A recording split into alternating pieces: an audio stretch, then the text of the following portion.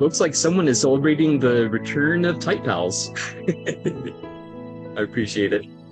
On the YouTube chat, they're sending some love. It's like a party in here. Hopefully you can hear me. We haven't started. Oh, we're about to start, actually.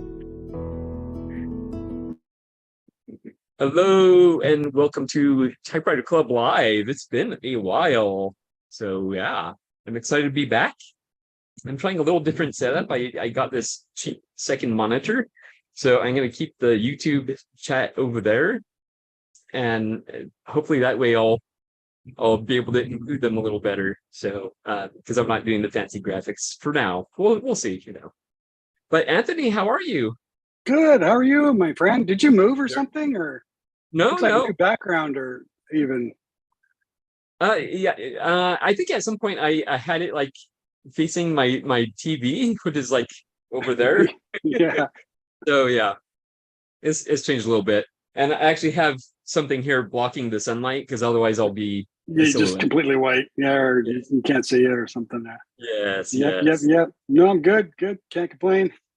Very good, very good.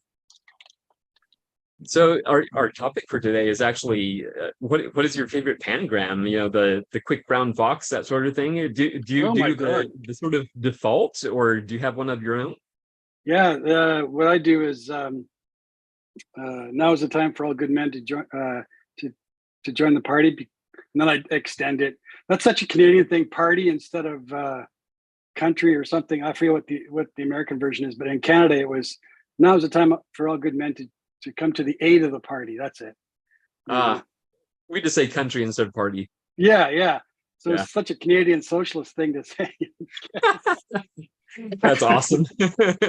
little typing indoctrination. It's pretty funny. But yeah, I still Yes. do. I still use it. First thing I do when I get a new typewriter, put a piece of paper in it, and now's the time for all good men to come to the aid of the party. And then I extend it because at one time the party once aided the man. Blah, blah, blah, blah. And then yeah, that's what I usually use. That's cool. I keep That's like, thinking. go Go ahead. ahead. I was gonna say I keep thinking like I'm gonna title a book that now's the time for all good men to come to the aid of the party. Yeah, that's sort of my alternate one. Of course, I do the quick brown fox, and then I'll do now is the time for all good men to come to the aid of their country. Right.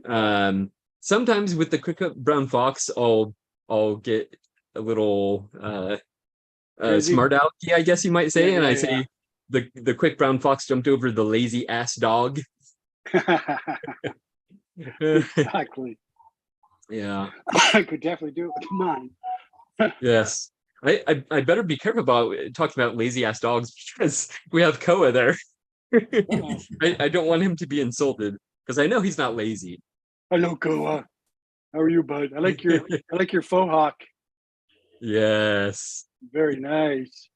The greatest hair ever on a dog. Yeah. Hey, Brian, ever have any issues with water in the poodle's ears? We've got a cockapoo, and his ears, he always gets ear infections because he gets water when he gets groomed. They get water in his ears, and so Oh, he no, gets ear infections. And we've never had that. oh, I was thankful. He's been very lucky Yeah, about that. yeah. The poor guy, he's gotten them all his life. He's gotten ear infections once he gets a little bit of water because they're just so floppy. Like he's got the big old poodle ears, and we try to keep him as dry as possible. When he goes to a groomer, sometimes they're not as careful and they get water in there. Exactly. And Yeah, we keep his ears plucked, so that helps, I think. But yeah, yeah. Well, okay. Looks like you're getting a bath there. So yeah, I was. Excellent. Well, is there anything new on the typewriter front for you, Anthony? Or writing wise, anything like that? yeah, no, not really. I've acquired a terrible number of new additions to the family. I finally got an Underwood with field case. One of the ones that you can set up, out in the woods somewhere with their legs. You just undo their legs, and it's they were used during the war. And so I found one that was reasonable within my budget, and I was able to nab it. So I just actually was just out in the back deck writing a short story using it. It was kind of fun. It got too hot though. But yeah, and I got it. If anybody's looking for entry level typewriters for nieces and nephews or children or something like that, I just put a bunch on my Etsy page. It's called Professor's Store. So I'm trying to weed out some of the other ones because I'm up to about 40, and for me that's too much for me. Oh, So, yeah, I know other people. It's 40's halfway for them. But yeah. yeah, I've only got limited amount of space. I've got I can count 1, 2. I've got like 6 in this office, and my office is just one of those standard little bedrooms. So Okay. time to weed out. Yeah. Yeah. My solution was just sending a bunch of them to storage. Yeah. I was thinking about that too. It's just I've got them Yeah. down in the basement too, so they're kind of out of sight, out of mind. So, but yeah, sometimes it's really funny, and I'm sure everybody else is the same as with their collections. Is they'll go and one day they'll open a case and they go, "What's this?" And they go, "Oh, I completely forgot I have this. This great machine. And that's the hard part about collections is you end up having. I know I do. I have several like really great machines that I would, I wish I could, use them simultaneously because they're just so great. But yeah, so I got my first new platen from JJ. I'm pretty excited about that. I got an Imperial Good Companion that I purchased. That when it came from Britain, I would put a ribbon in it and I would work, and it would shred the ribbon to pieces. And that was because the rock hard platen. So I didn't install it. I heard the Imperial Good Companion platen replacement is quite the feat. So I had somebody else do it. But Okay. I've had it back for about a month. So I'm really pleased with how clear the type is, and I'm not Oh, punching wow. through. Like I always double up my paper, so I'm not punching through or anything, and it's very clear, and the ribbon is beautiful. It's not getting shred to bits.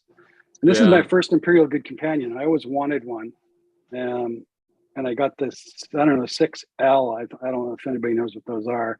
It's not. I think it's probably this one's probably 50s, 1950s. But yeah, so I'm really pleased that I got it back and running it through its paces now. So, Very good. but that's my news from the typewriter front. Excellent. Excellent. Well, it's so good to see you, Anthony. Oh, thank you. Oh, and by the way, I saw you were commenting as I was still setting up. We actually start at 10 a.m. Pacific now. Originally, Okay. we started at 9 a.m. Pacific, but Right. I decided a 4-hour meeting was just too long, so I Okay. shortened that first hour, or chopped that first hour. So 10 a.m. Pacific is when we start now. So Okay. yeah. All right. Susan, All right. how are you? I'm good. Very It's good to good. see you, Gregory. You look good. Oh, thank you. You look Freshly cut rested. hair. Yeah, I hope you had a nice time on your hiatus. Yes, it was You? restful. Yes. And my big news is that I found this beautiful new, to me, IBM Selectric one with blue keys. Very nice. I remember seeing it. Very Let me pretty. zoom in on that. Wow.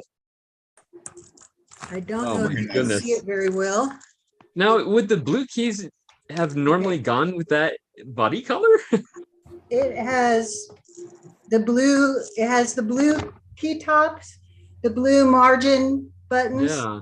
the blue platen knobs, and it also has a blue cover for the fan on the back.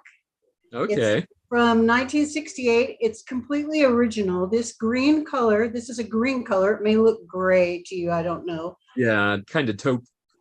It's green. Okay, it's green. It actually is the original paint. I am probably going to repaint it because I don't like the green. But his name is Elvis. for blue suede shoes and blue Oh, Hawaii. that's awesome. Very That is nice. awesome. His name is Elvis, but here's the amazing part.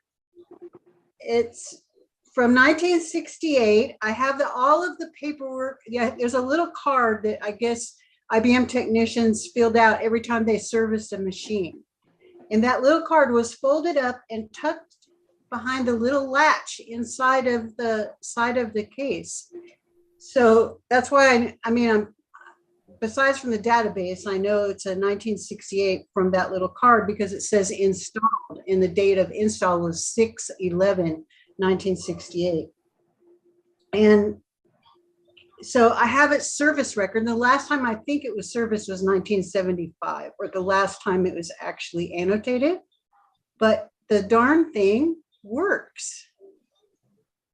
And I'd have cleaned it. I've taken the case off of it and cleaned it as best as I know how, which is, as we know, not great, but it does work. And yeah, I'm obsessed. It's a carbon ribbon one, whereas my Rosie is a fabric ribbon. So that's fun to have the carbon ribbon. I said 2023 would be my year of the carbon ribbon typewriter, and it really has been. And yeah, so I'm very excited about it. And I've had a lot of fun. I've paid $20 for it. Wow. And I didn't realize, I mean, I was just mesmerized by the key tops. I did not know this was going to be at this sale. I walked in and I saw the blue and I was just like, what is that? And I hadn't looked at the database or anything. Only the Selectric one had blue key tops. They eliminated the blue key tops after the Selectric one. Most of them were early models. This one is a little bit later. That's good because it means that some of its kinks have been worked out. But yeah, I'm really excited about it. He's a cutie. Yeah.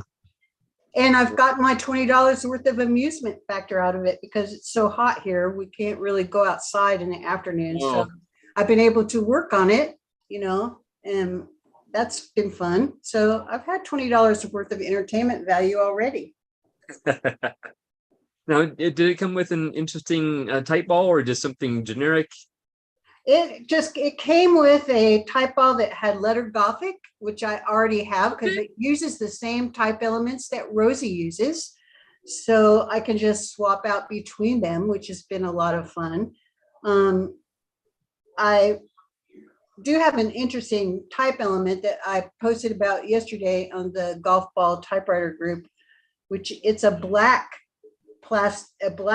type element. There's no silver on it. Most of the balls have a black top and silver on the bottom, and this one is black, and it's a script type element that reminds me very much of Spencerian script. So it's different than the IBM script. Yeah, so it's black, but it is metal. They're not. These type balls are. It's a plastic one. It's okay. Plastic. And apparently there was another company called BMI that also made the black plastic type balls. I don't know really anything about it. I've never seen any on eBay. I got this one from Glenwood Springs, from my typewriter whisperer in Glenwood Springs, and he didn't know anything about it except he said, well, it'll probably work. And it does. It writes. It's really a cool script typeface. But it's funny because I love the golf ball typewriter group, but so many of them are technicians. They work for IBM. They are totally focused on getting the machines repaired, and helping you with those issues. And so I, of course, pop on with, I got this IBM typewriter with blue keys. I paid $20. I don't know if that was good or not, but I'm really excited because it works. And they're all like, oh my God, there's hardly any of those. That's it. Like the white whale of IBMs, which I had no idea. I just thought it was pretty. Yeah. In my typical way, But yeah, so I'm really excited about it. Wow.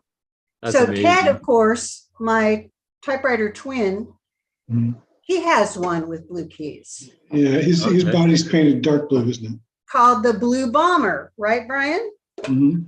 Yep. Ah, yes. So he quickly had to tell me, oh, Susan, I have one of those. And I go, I can never have anything, Ted, never, not even for 5 seconds. But he has a lot of great information that he puts in his typewriter database listings. I want to tell everybody that he like lists all of his little blog posts that pertain to that particular typewriter. And so I was able to glean a lot of great information from it. That was really good.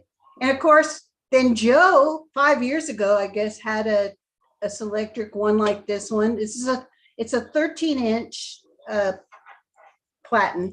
And Joe had one like this, but I guess he got rid of it. It was a tan one. And he did a great video that went through all the features and everything. So Yeah, it was a lady, local lady who, a friend of ours, and she sort of gave it to me as a loaner, and I decided I would give it back to her. Oh, okay. nice. Yeah. Well, but it's really a cool, I mean, I really love it. It's beautiful to look at, and so I'm probably going to paint it. I'm probably going to paint it either probably a very light gray is what I'm going to paint it. So it'll pop against this. I was thinking of black, but I decided that would be just too dark. I've seen some people have painted black and it's a little bit big for that. It would just be too dark. So yeah, that's about it for me. I don't have a whole lot else new. Oh, and I repaired a Hermes 10 while we were on hiatus. Is that what's back there? My Hermes 10, the belt broke. Oh. And I didn't know how to get the cover off of it or anything. But again, I went to the typewriter maintenance group, the antique typewriter maintenance group, and I was reading through the posts, and this really great guy in the comments of a post posted pictures of how to take the cover off of the unit without having to remove the carriage so that you can access the belts. And then there I was at Home Depot buying my O-rings, and I put on new O-rings and it works. Oh, nice. Yeah, well, that would have been a real tragedy had I not been able to repair that, because I would have had to send it to Colorado and then wait for it to get fixed and then get it back. And I used that one specifically for my Christmas letters. Oh. Because it's electric, it types really nice and fast, and it's got a pretty script typeface. And so I put my green and red ribbon in it and I type my Christmas letters, So Nice. there you go. Yeah, so I repaired something. So that was exciting. Yeah. Now, is that the Hermes 10 in the background there? Yes, it is. Okay. Very cool. That was my first Hermes typewriter. Ah, nice. My first Hermes typewriter and my first cursive typewriter. Excellent. And my first electric typewriter. So a lot of firsts with that typewriter. It has a lot of sentimental value to me. Oh, yeah. And your collection has come a long way since then. Yes, it has. I have lots of Hermes now. Yes. And I have lots of typewriters now, but I love that typewriter. Very cool. I was just putting in the chat that it's on my wish list. Yeah. I first saw it when Joe had the video about it, and as soon as I saw it, I fell in love with it. I was like, oh my goodness, I need that thing. And of course, it's Joe Van Cleef's fault. Now, there are a few of them out there. I mean, I've seen them, posting videos and everything about them. Yeah. But not as many as you imagine there are. I mean, they don't come up very much. Yeah. I've seen more Hermes 3000s in Texas than I have Hermes 10s. Let me put it that way. Yeah. They must have produced an awful lot of Hermes 3000s. They did. If you look at the database and you go to the page where it has the listings where if you know the serial number, you look it up, you can see. But they didn't, all the Hermes models, they didn't produce a lot of. The Ambassadors, for example, in they only produced in 1964, 2,000 of them the whole year. Wow. So, you know, there were some that were just more popular models than others, and the Hermes 3000 was definitely one of the most popular models. Definitely. Wow. Very cool. Yeah. And as far as the topic, do you have a pangram that you use when you're testing a typewriter, you know, the quick brown fox, or do you use something else? No, I just type. I check every key. I do a check of the ways the keyboard works, and I check every key, you know, as like I'm doing a type sample. And Yeah. then I'll just type my random thoughts like, oh, this is a very nice Royal typewriter. No, not really, but yeah. I just type my random thoughts, you know, when I'm checking how it works. Okay. If I use the quick brown fox like you, I tend to add extra things to it. Like I describe the dog, you know, the black and white spotted lazy dog. Oh. With long ears. But yeah, I don't use just a particular thing. I'm not very, I guess I'm just not usual. And you know what? That is perfectly okay. Excellent. Well, it's so good to see you, and I'm so thrilled for you about that typewriter. That is awesome. And $20, my goodness. Well, you know, it's funny because the prices of IBM Selectrics is really all over the place in my area. I mean, if you look at Facebook Okay. Marketplace, they could be $50, $150. There's one person that's got one listed that for $1,000. They obviously don't want to sell it. Yeah. So it is very funny when you go, okay, I don't know what they're probably asking, but $20 is a garage sale price, so you really can't go wrong.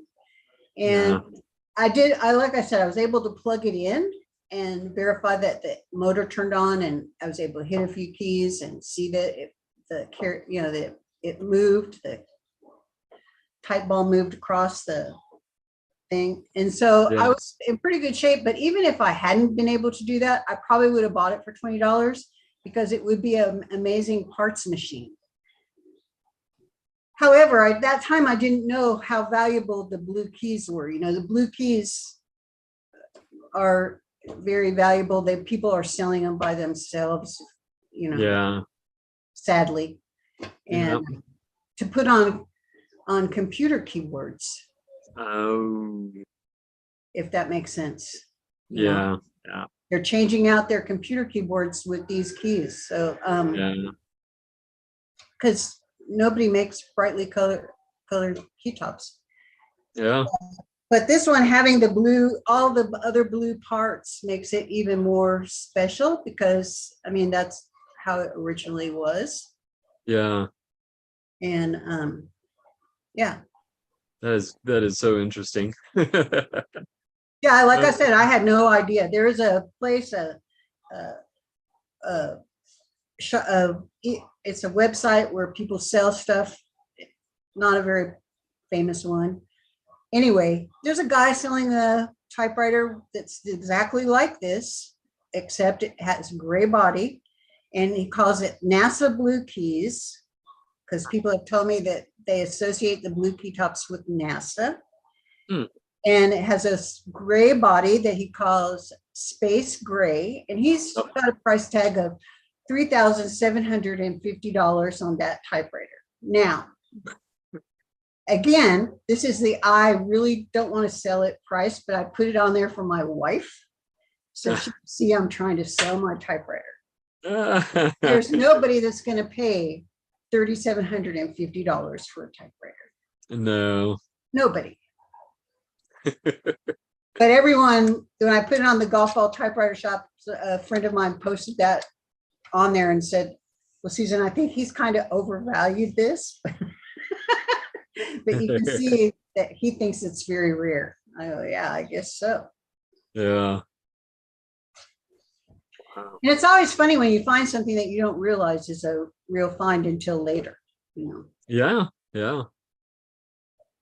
Very cool. Yeah, our market down here in Southern California it sounds like it's very different from your market. Pretty much any and all typewriters, and even uh like thermal typewriters and those little Alpha Smart Neos, they've all like skyrocketed in price. Oh, really? So yeah, yeah. So it's a pretty bad market here. Once in a while you'll look out and find something, but yeah. It's kind of hit and miss around here. And, sometimes people will put something on for one price and then slowly they'll come down. But, Yeah. a lot of these people that are selling are not typewriter people. So they don't know what it is that they have. And they just do a Google lens and then they go, okay, on eBay, this is going for $400. I'll list it for $200. And those are out of my price range anymore. I just don't really buy that. There's nothing that's that special that's on my wish list that I just have to have. Yeah. What does remain on your wish list? I don't really have a lot on my wish list. I mean, like I said, I Okay. didn't know this was on my wish list until I saw Yeah. it for $20. Yeah. It's always hilarious to go shopping with me because it's like, whoop, there's a typewriter. Oh no, I have to go check it out. Oh no, I have to buy it. Yeah. Very cool. All right. Well, it's so good to see you, Susan. It's good to see you too. And everyone else. Yes. I'm always happy to see my group, my gang. uh, um, so in the YouTube chat, Brian Powers wasn't there. We have him actually joining us now in the Zoom meeting. And then we also have Mark 80 Bojang running wild, asking how I've been, and I've been doing better. So much better. I needed that break. My goodness. Yeah. So thank you for asking, and thank you for joining us and following us on YouTube. So, Brian, how are you? Brian Good, that is. We have two Brians in here. Brian Good, how are you? I'm just peachy. Good. Good to see everybody. Yeah. Yeah. Let me tell you, both me and my wife are so excited about the type in. Oh, good. I'm glad. Yeah. I'm Yeah. excited about it too. It should be a lot of fun. Yeah. Very cool. So how are the plans coming for that? Are you the one heading it or? Yeah, it's pretty much just me. Okay. Ted helped with the flyers and some of the artwork and stuff. Yeah. I haven't talked to him that much about it. Okay. So yeah, it's going to be super fun. I called or I wrote to the venue the other day and they said that there's music in the bookstore, but there's separate music in the event space and they can turn it off if we want to. Oh, okay. We just have to That ask. would be nice because I do want to do a live stream there. Mhm. Yeah, So, Joe does videos that you won't have to worry about the music in his background. Exactly. Yes. You're gonna have So- two videographers there. Right. At least two. At least two. Yeah. Should be a lot of people there. It should be a lot of fun. Yeah. I'm very excited. I My got, wife. No, go ahead. My wife was even looking at the menu at the little. I guess it's a little cafe or something there. Uh-huh. And they have like literary themed items on the menu. Is that, in, And, is that Phoenix? What's that? Where? Yeah, that's Phoenix. It's in Phoenix, Phoenix, right? yeah. Yeah, it's the First Draft Book Bar is the name of that place. Oh, awesome. Yes. And they've got a little typewriter in their logo, so it's very cool. Oh, Joe yeah, has a there you t-shirt of go. them. I saw him wearing it the other day in a video. Oh, cool. Very cool. I have to get one too. Uh-huh. Yeah, and I've been, the other thing I still have to do is I'm gonna have a typing speed contest and I have to pick a page of text and put it in a manila envelope so people can open them at the same time. We can start. So I haven't done that yet, so I'll do that today, probably after the meeting. Okay. Excellent. Yeah, I've been having a lot of fun getting ready for it. I'm psyched up. Yeah. We also want to have Blast. an open house so you guys can meet Co if you want to. Oh, On the way back. Yeah, my wife and I would love that. Yeah, you'll be after you're staying in Blythe overnight, right? Yes. So you'll be going from Central Phoenix towards Buckeye and then out to California. So you'll pass the house on the way there. Makes sense to be able to Okay. stop in. So Excellent. we see people and you can look at typewriters and pet the dog and stuff. Yeah. Very cool. You're very popular. Wow. And let's see. Oh, I got a. I went shopping for candelabras for my typewriter the other day, and I found them. I went to a place that's vintage toys and dollhouse furniture. Oh, okay. It's a really cool old business that's in Glendale, and I found a candelabra. Actually, once I finally found them, there was a case about this big that had all different kind of candle holders for dollhouses, probably 40 different kinds. I had to Wow. pick one out for my candelabra. But then the person that was helping me said, "Well, have you thought about putting a lamp on it?" I said, "Well, yeah, I have." Well, you should get one of the ones that line up by themselves, so you don't have to put wires in it. That's a great idea. Oh, They showed me what they had, and I would get it.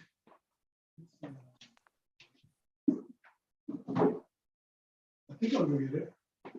Where put it? Oh, well, that's the candelabra, oh, cool. which is I'm stealing from Joe, aren't I? That was you first. Yeah. Well, I'll look at that. Let's see. Where's the line?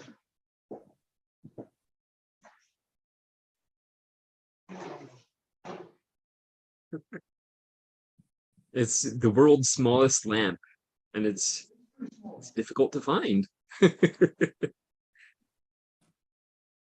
You know, I've been tempted to light the candles on mine, but I think they're fake candles. I don't think Oh, I think they're like just plasticky. Oh, wait.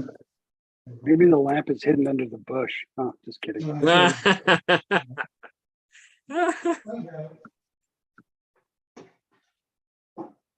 Okay, I'll put it on the other one. There you go. I Oops. put it on my fridge, I forgot. Oh, let me Candelabra on the make- fridge. Yeah, why not? Oh, it's a little Oh, library banker's lamp or whatever they call those. There you go. Oh my God, that's too funny. Where are we going? Oh yeah, too funny. oh, that is cool. Well, Brian's Underwood outdone me. legend. He's outdone me then. Oh my gosh, look at that. Wow. My eyes deceive me, or is it lighting up? That is so cool. And is that like is the shade on it like a Hermes green? No, it's Baker's lamp green. It's Oh, okay. Okay. That is very cool. It's pretty bright, actually. yeah, it is. It's an LED. It's got a little button cell on the base. Yeah. Wow. So that's the serious stuff that I've been up to. It's pretty serious. Excellent. And as far as our topic, is there a particular pengram you use? I use the Quick Brown Fox, but I do other things too. I embellish them. I can't find any good ones here. Let's see. I wrote, now is the time for all large dogs to come to the aid of their country. Now is the time for all good dogs to come to the aid of their country. Oh, Let's see. All work and no play makes Jack a dull boy. I like doing that. that's another good one. Yeah. When I first set up my typewriter with Olympia senatorial font, the blocky one, Yeah. I wrote, "Would you like to play a game? How about global thermonuclear war? No, Yeah, no, yeah. let's play a nice game of chess instead." Oh, let me zoom in on you. Hold on. Let's see. Oh, cool. Uh, stuff like that. yeah. From war games, right? Of course. That's very cool. Yep. But mostly dogs. Sometimes the dog power slides underneath the fox, or something like that, or the dog has malaria or something and he can't wake up. So, Oh, various things. yeah. Yep. Excellent. All right. Well, thank you so much, Brian. And it's good seeing you. Good seeing Koa. And we're Yeah. very, very excited for the type in. So I hope a lot of people can join us in Phoenix for the type in. So Yeah, I hope so. Coming up September 23rd. yes, like 20 days away. Yeah. Wow. A little over 3 weeks. Nice. Nice. Yeah. Excellent. Because he's working the super late shift, I'm gonna skip to Russell. He's down in Australia and it's super late. How are you, Hey, Russell? good morning, Greg. How's it going there? Good. I had a nice hiatus and I'm rejuvenated. So Oh, that's good. That's good. yeah. Yeah, I seem to have been hibernating over winter, been a little Oh, bit tardy with my letter writing. uh, But spring's here now, so hopefully we can send some more letters off. nice. Yeah, so I'm working night shift again, and there's the time. Oh wow, yeah. About Yeah, 3:40. yeah.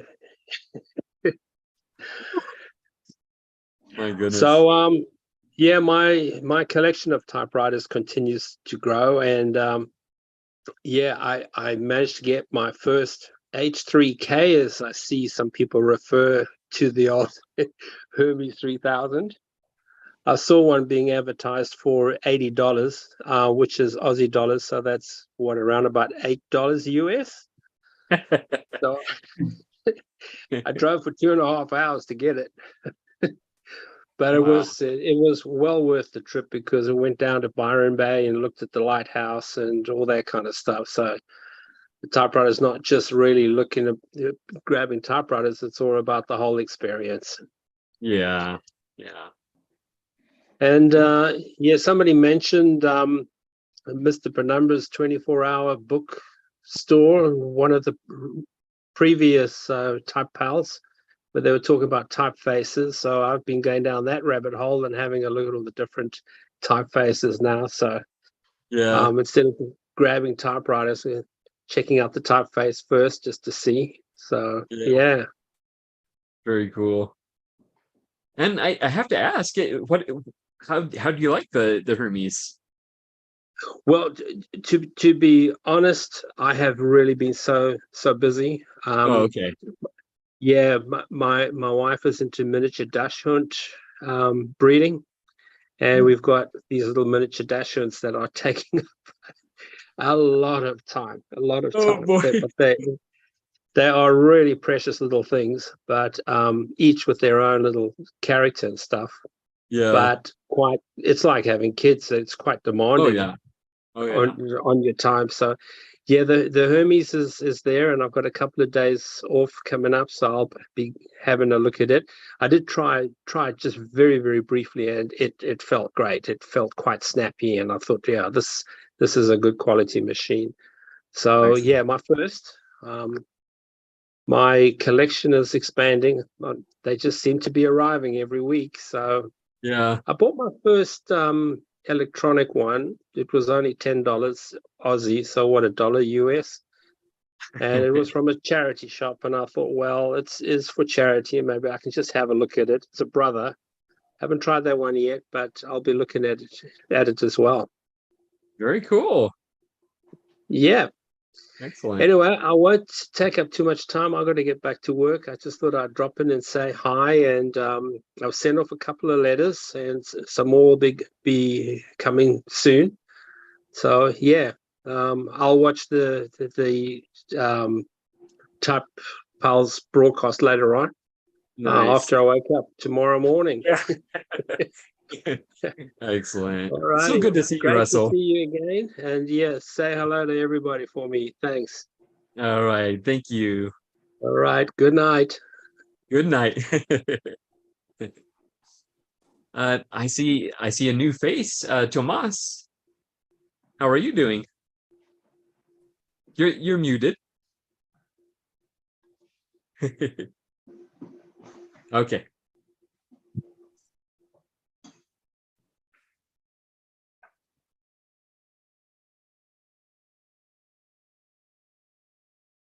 Okay. There should be the little microphone button and okay.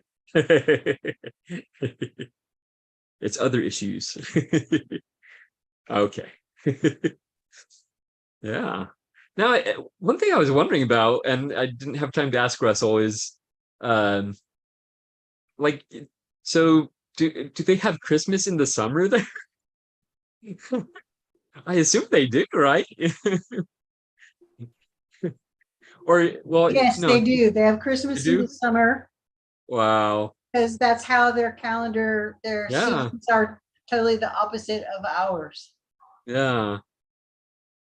That is interesting. Oh man. So I guess they always dream of a white Christmas. Yeah. Yeah.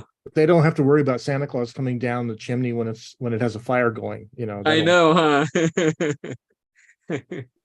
He might be in a bathing suit though. a Oh, speedo. I actually lived Yeah. there in the 80s. Lived in Australia, and it's Oh really yeah. weird to have Christmas without snow and Yeah. Santa Claus in shorts and going to the beach for shrimp on the bobby. Yeah. Sorry, I think Tomas is on now.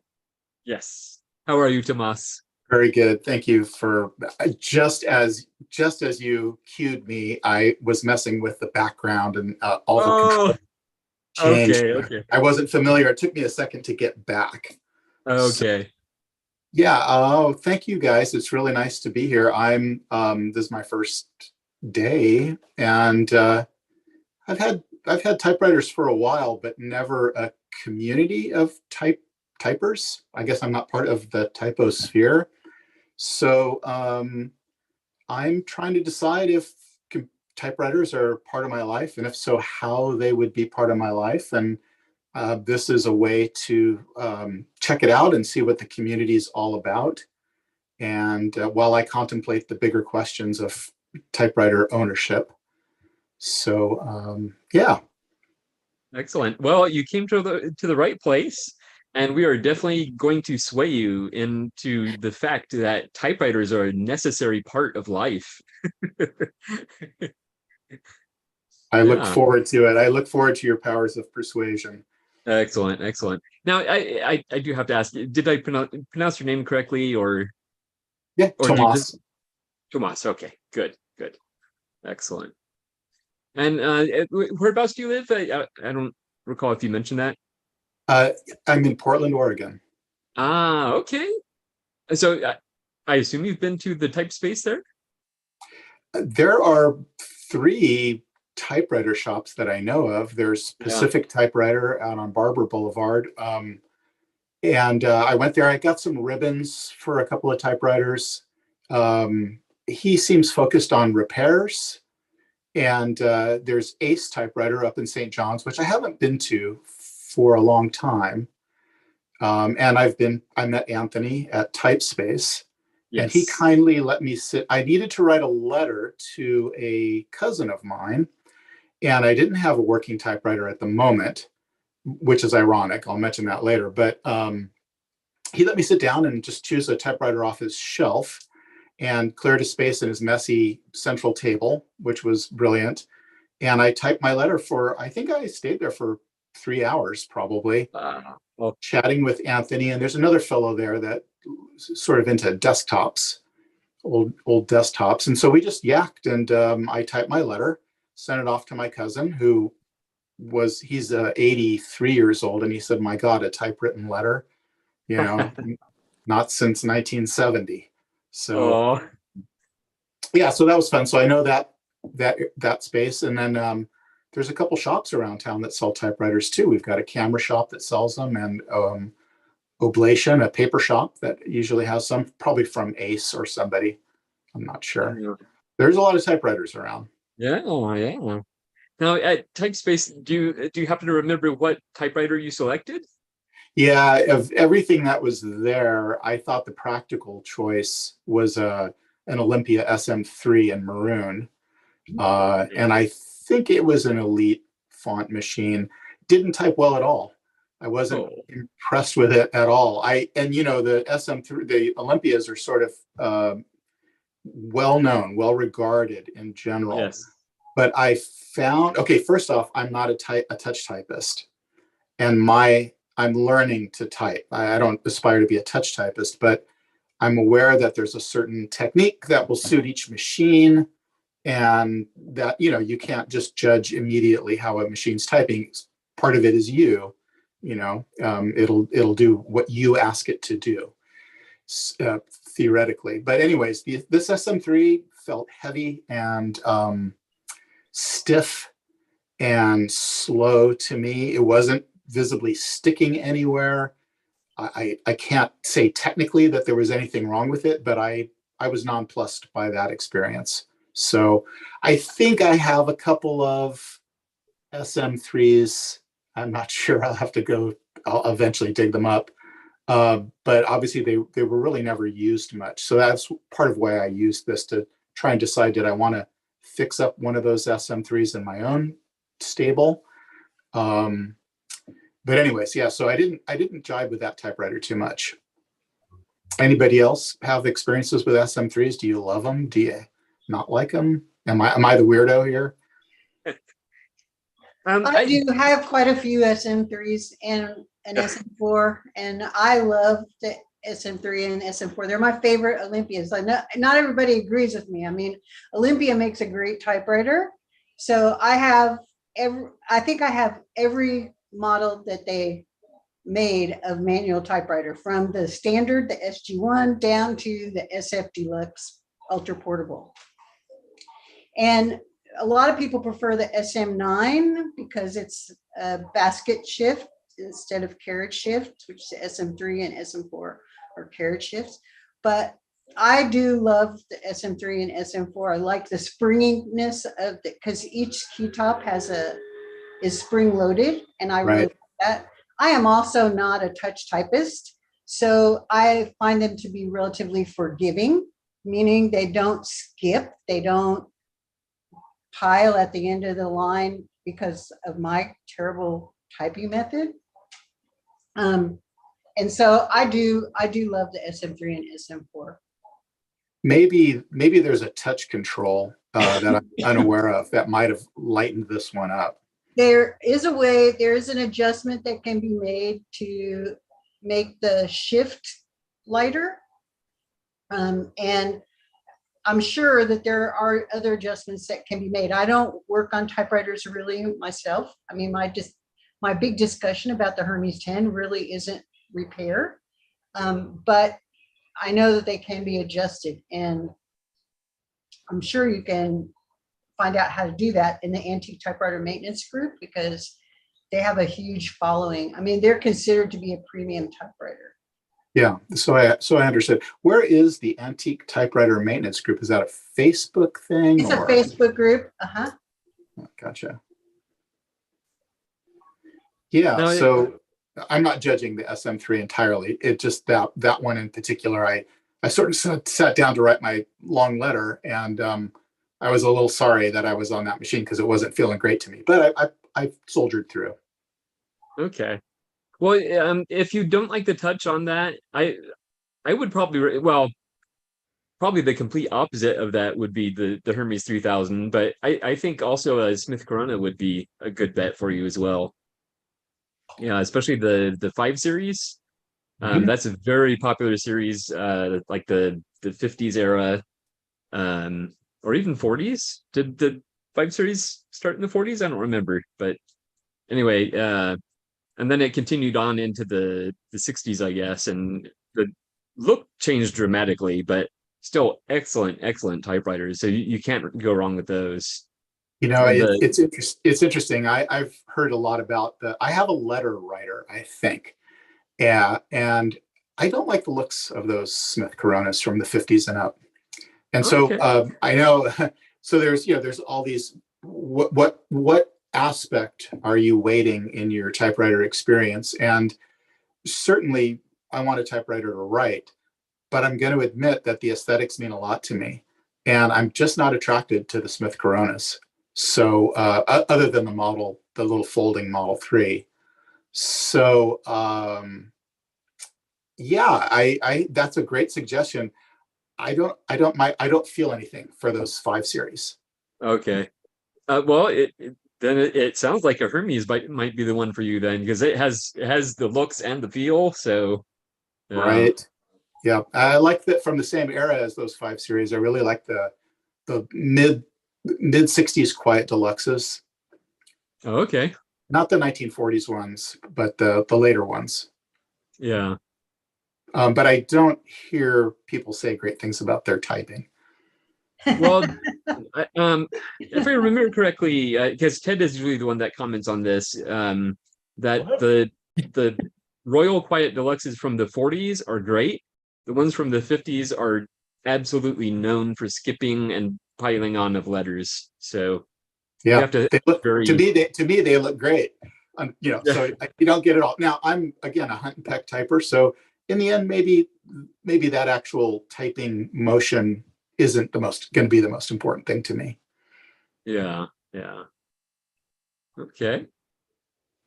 Well, yeah, hopefully that helps a little bit, and will guide you into a direction to find that perfect typewriter. Because I think that's going to be critical in deciding if typewriters really are for you. It has to be something you're going to, feel comfortable typing on and enjoy looking at and using. So yeah.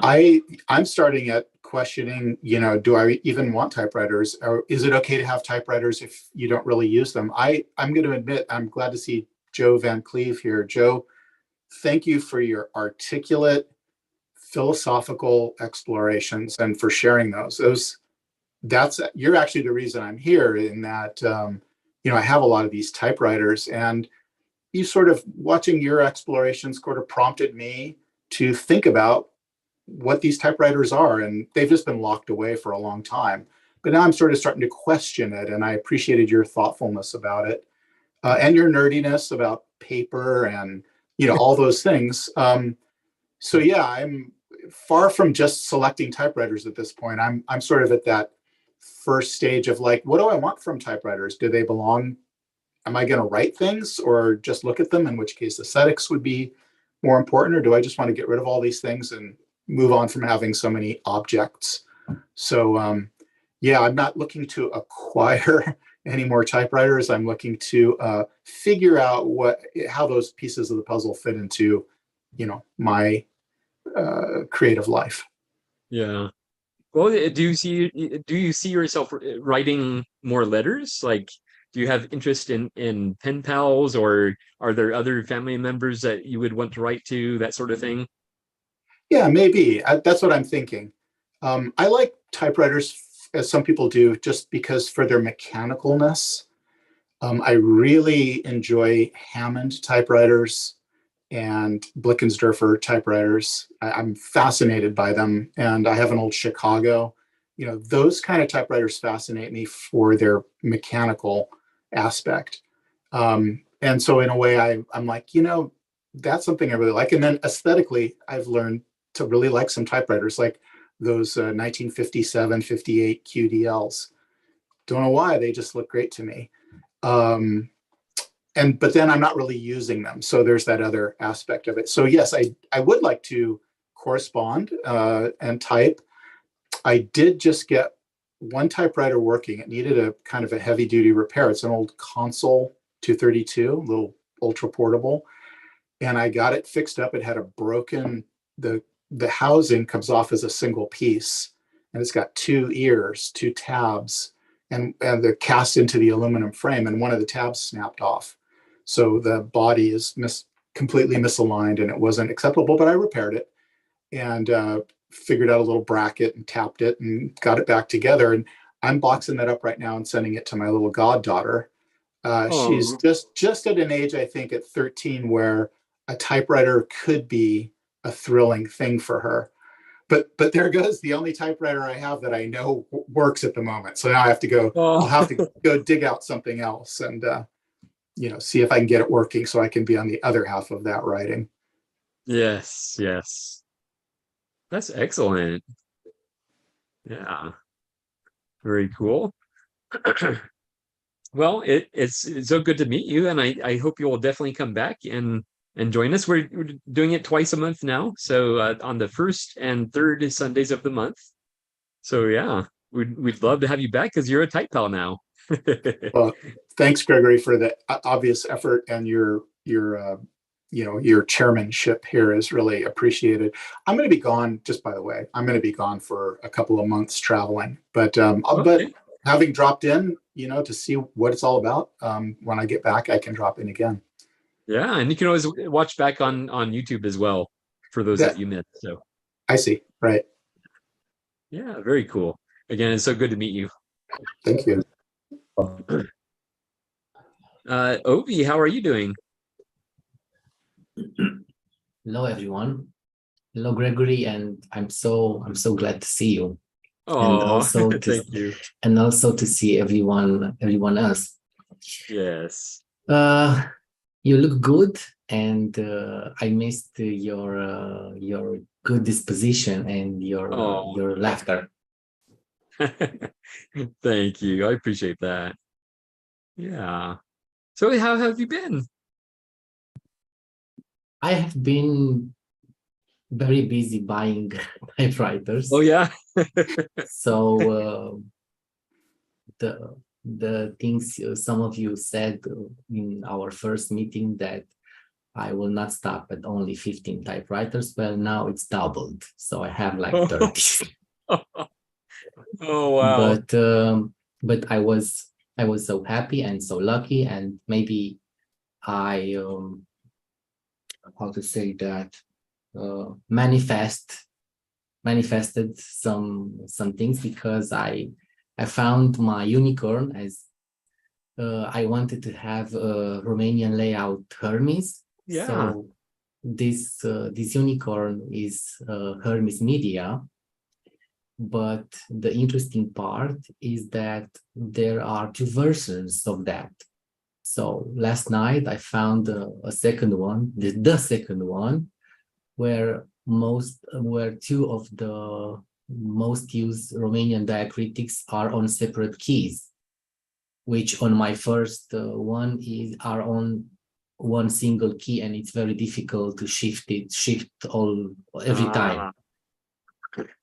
So yeah, I found a lot of great and some, I could say, pristine typewriters with Romanian layout, with the original documentation, and one of them also came with a special paper that the police station would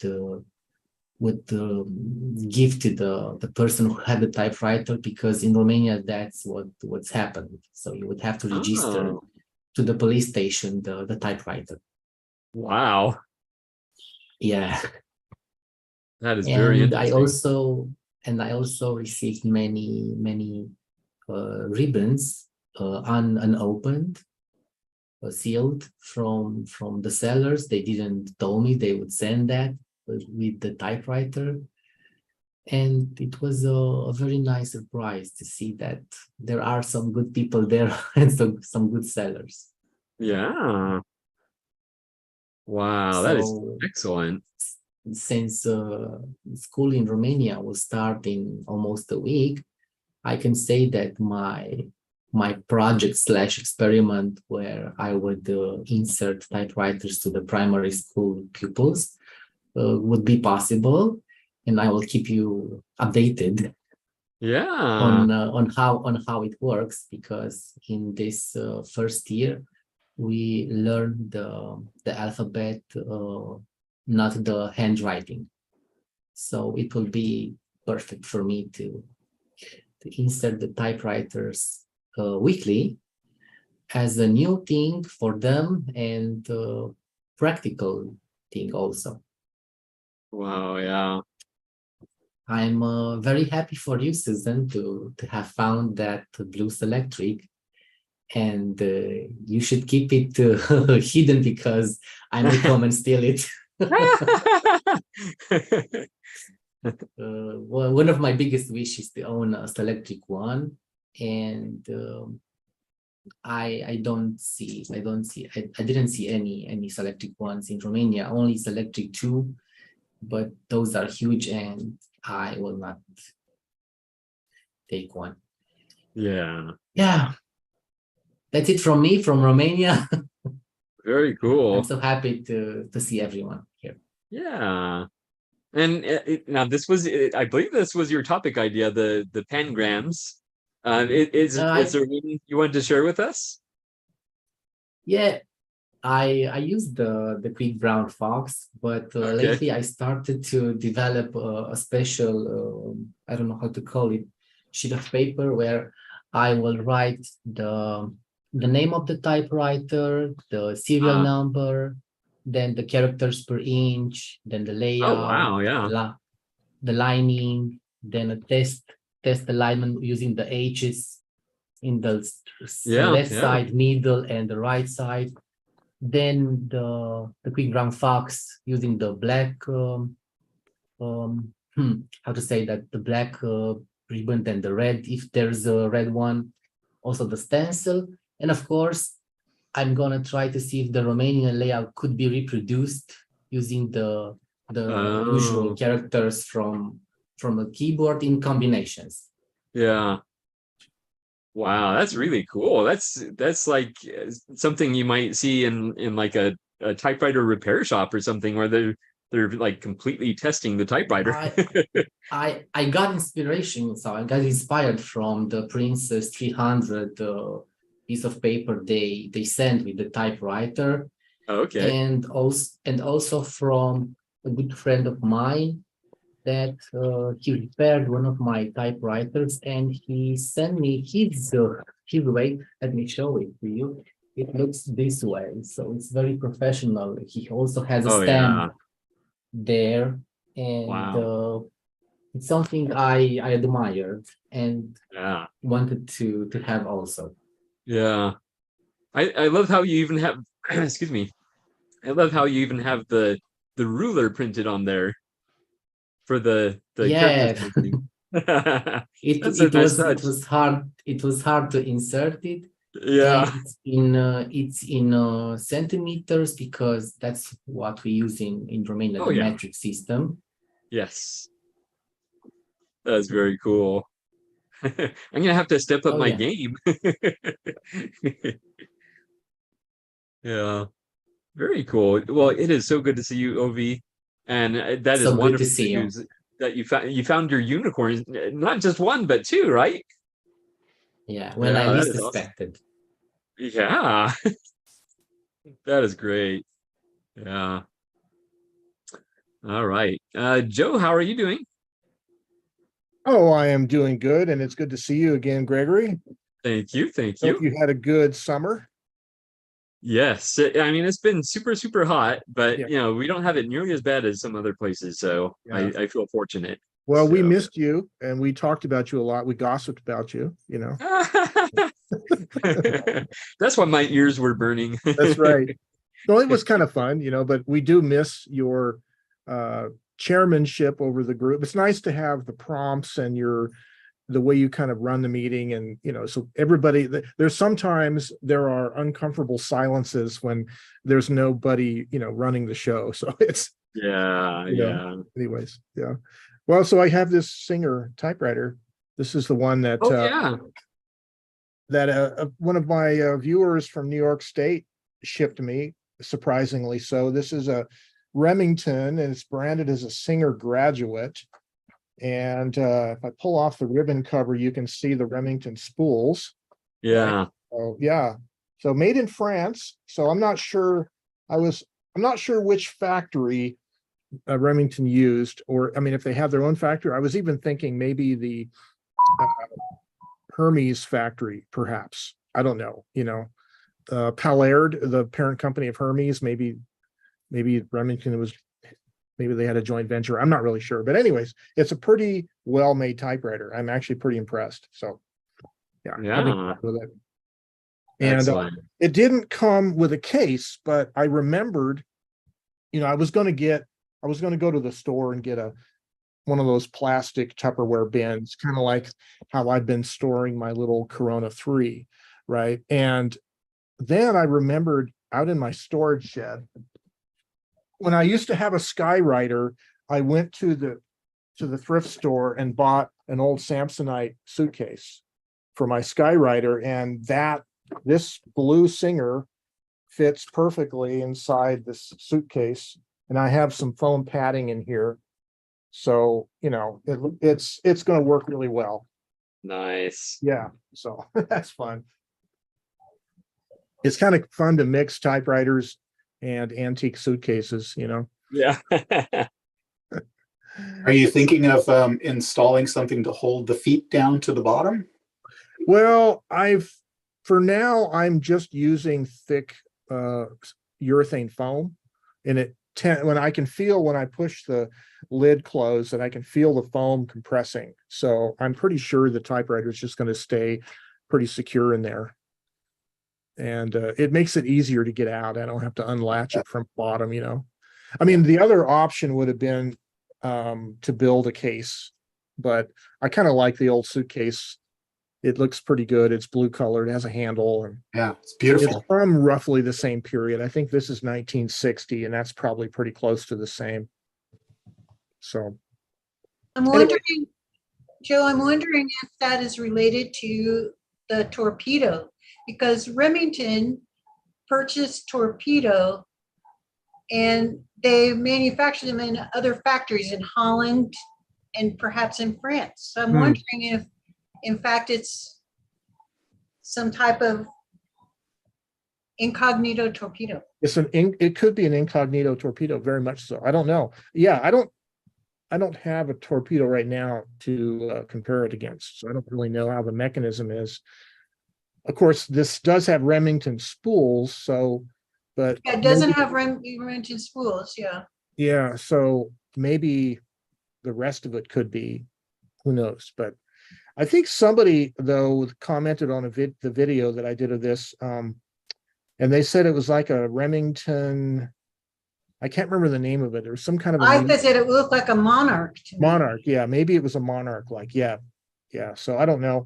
We'll have to see. But yeah, it's a very nice machine, and it has those classic looking square Remington keys, like you see on a lot of those portables. But it feels really good. Feels good. Yeah, surprised. But I assume there's not one on the database. there's one other on the database. There One is. other. Yeah.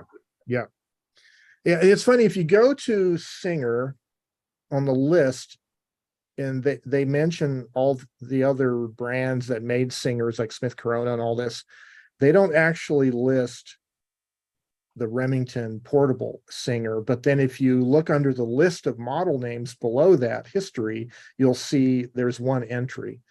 So it's one of those things where I don't probably don't know how to use the typewriter database very well, but there is one that I saw, and I'm going to get this one on there also soon, as well as the little small portable that I repaired for some lady also. It was, what is it? Can't remember now. Anyways, I have this tiny little portable that I was working on last week and got that fixed for her too. So yeah, I've been doing a couple repairs this week. So anyways. Very cool. Yep. And of course I have letters to write. So, here's, and I'm currently writing one to Daniel. So anyways, he's not on right now. So Yeah. and so we have a type in coming up next Saturday, and I'm working on preparing for that. Wow. As you do more type ins, they're actually easier to do in the sense that you kind of know what to do. But my friend Bill Teft and I are planning on some typing prompts.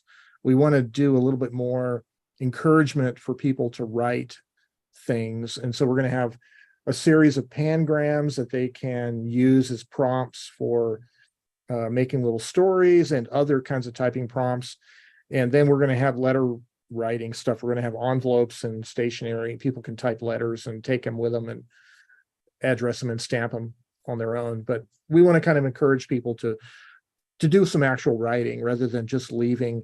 Like I usually pick up, like here, I have, a whole pile of these, gleanings from type-ins, and usually it's a page with just a line or half a line or something like that, a lot of wasted paper, but also people that aren't really focused on writing that much. It's just typing, oh, how does this machine feel, and all that stuff. So it'd be nice to encourage people to do a little bit more focused writing for fun.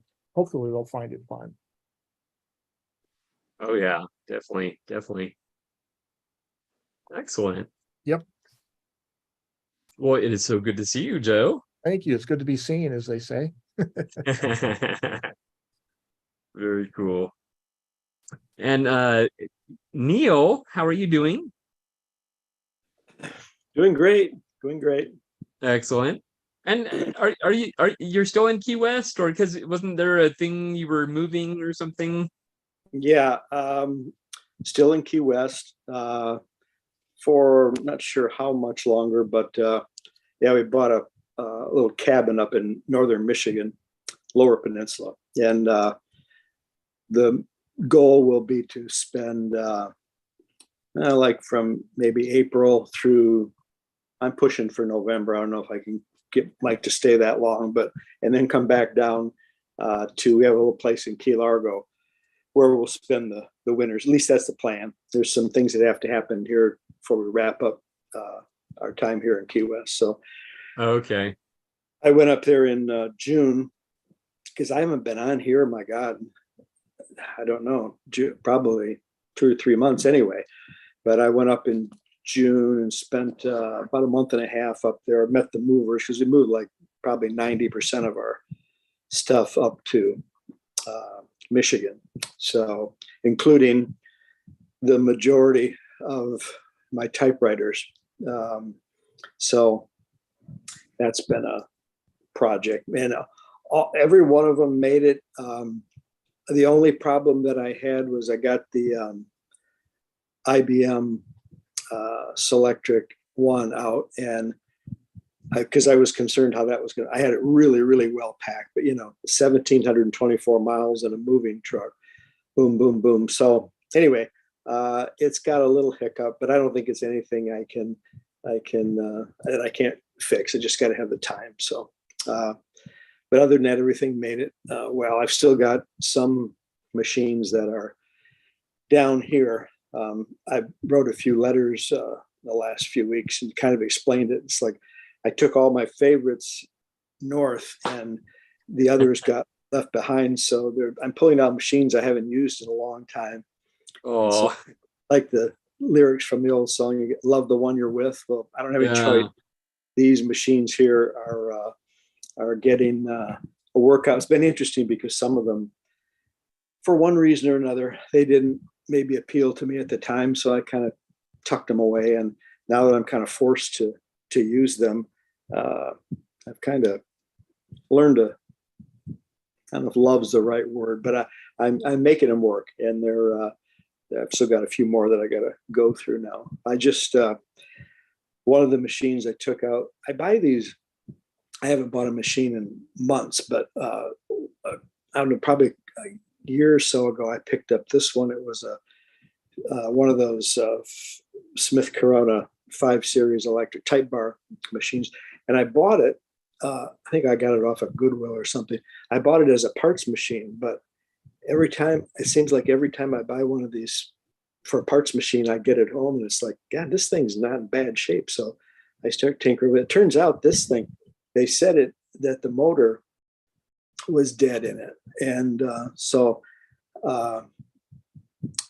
when I got to looking at it, it wasn't the motor that was dead. It was that the keys were so gummed up, it wouldn't even allow the motor to turn. So this, we've all had those machines that we know came from a house where somebody was a 3-pack a day smoker. Well, this one, oh my God, it's just dripping nicotine everywhere. Oh, And so I kept working it. And as soon as I got things loosened up, flipped the motor back on, it still wasn't coming on. Well, it turns out it was a problem with the switch. Those have a little lever that when you close the ribbon cover, there's a little lever that pops down. And if that lever isn't down, then the dial switch won't allow the motor to come on. So it was a combination of things, but mostly it was just a big old pile of gunk. But I got it. It's still all apart because it's one of those, you get it going, then you go back the next day and try it, and there's still more. You see those keys go. yeah, yeah. So the good thing about that with the type bars, they're hard to get a hold of those keys. So when it does come back slow, you can grab it and then clean the bottom of it anyway. So that's but I've got and it turns out, I didn't even realize it turns out it's a cursive. So I think I've got, I don't know, 3 or 4 5 series type bar electrics that are cursive, and looks like I'm going to have another one. The last one I bought wasn't a electric, but I bought it for the same reason as a parts machine, because I've last 2 years I've been trying to find this particular, I think it's the E type slug for those machines, and I finally get the machine that's got the slug, and I'm like, this is too good a machine to tear the type bar out of them. So I've got another powder blue, the Alpine blue manual that is also cursive. Again, it was intended as a parts machine, but it just ends up, they're too good to start tearing. Anyway, and I picked up this book, Susan, you had recommended this a while back. I don't know if you can. Yep.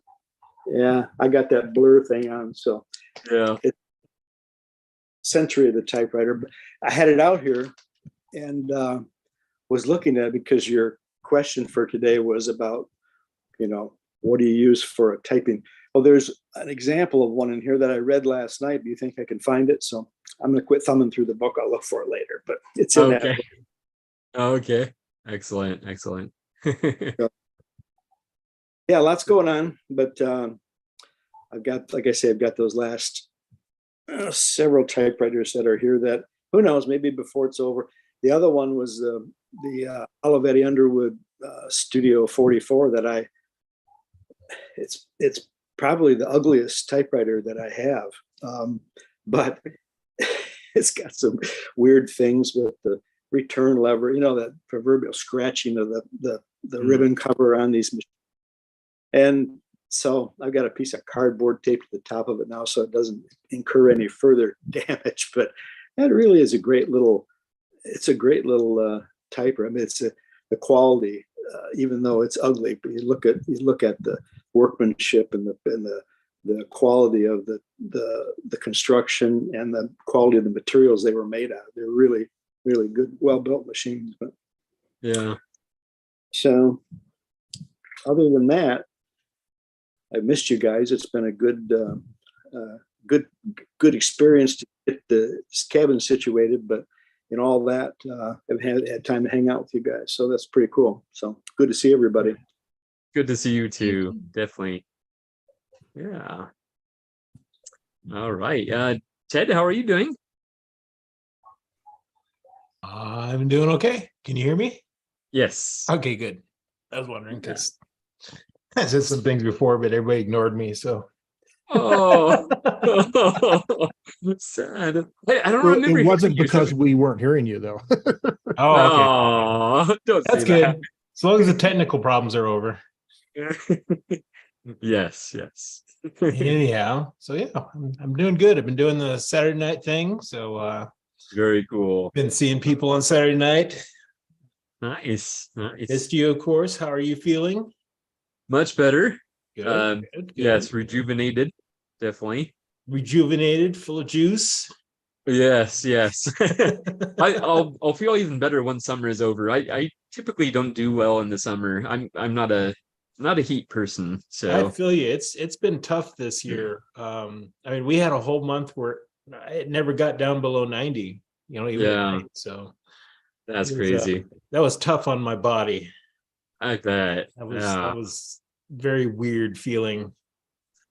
But Yeah. yeah, so we survived. It's starting to rain every once in a while, and we get some Nice. monsoons, and sometimes even the evenings are nice to go out in. It's a Wow.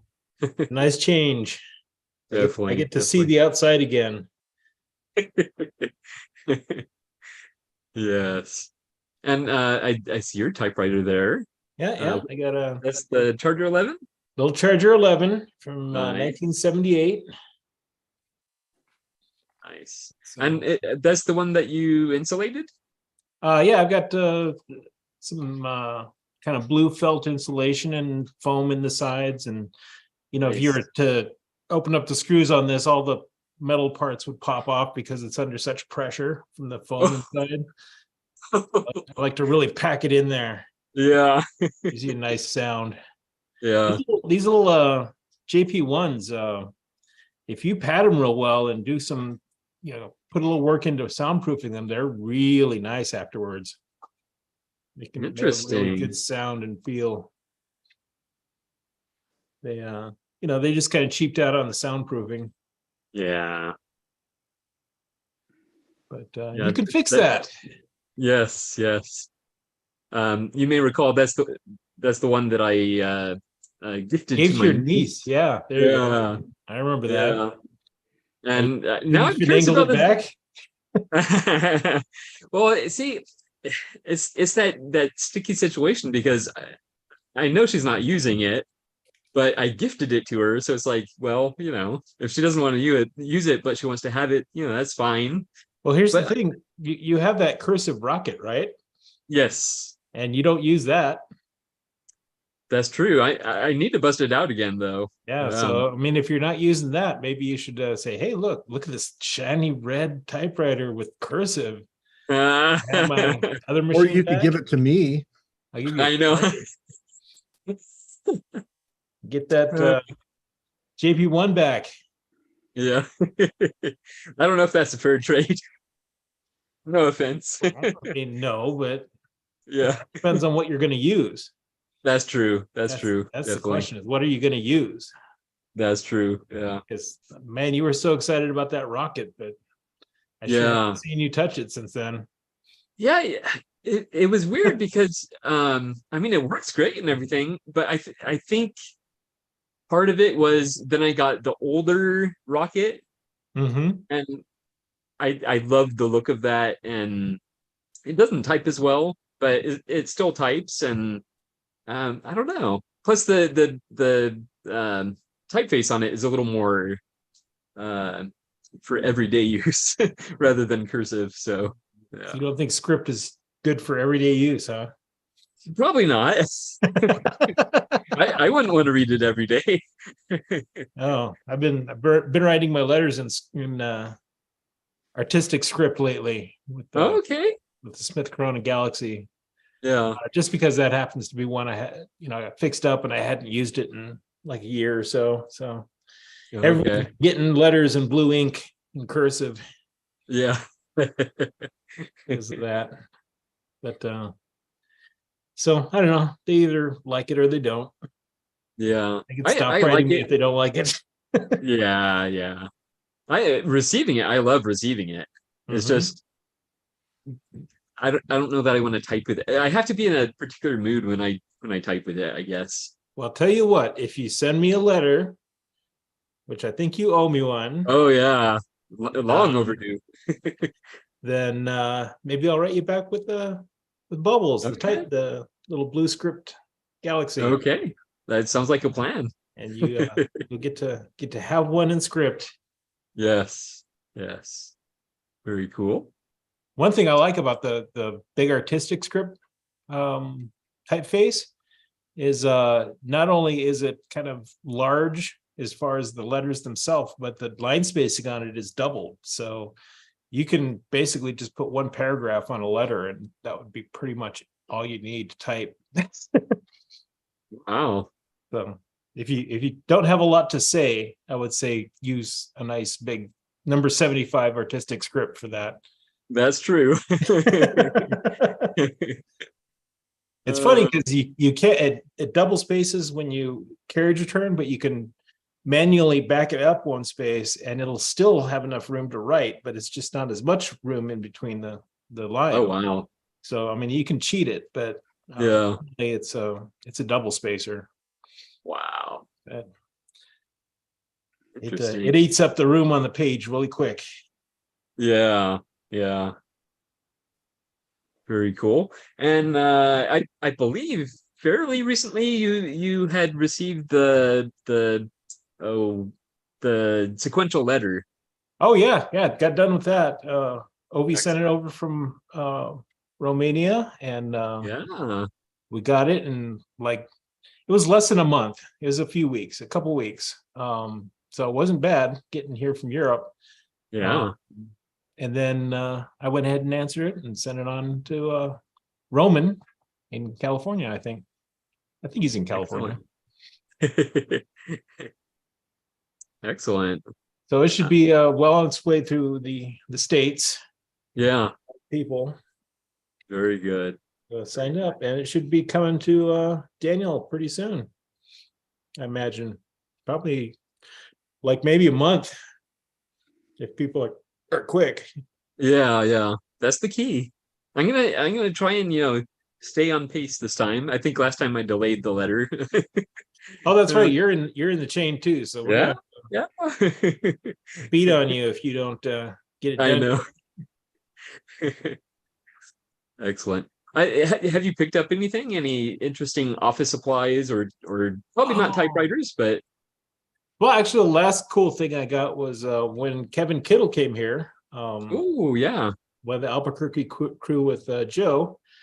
He came down to pick up an Underwood SS that he had left with Bill Walden at Mesa Typewriter Exchange to get tuned up.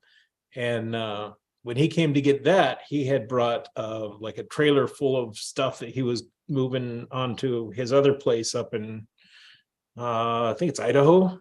I don't know. He was looking for something up in Idaho or Utah or something. And so he brought me some old computer parts, including a motherboard that has a tube amplified sound card on it. Wow. An old Pentium 4 motherboard with a Wow. tube amplified sound card. So I need to replace capacitors on that one. But he also brought me like a 1996 AMD K63 something or other that was like Pentium 2 era.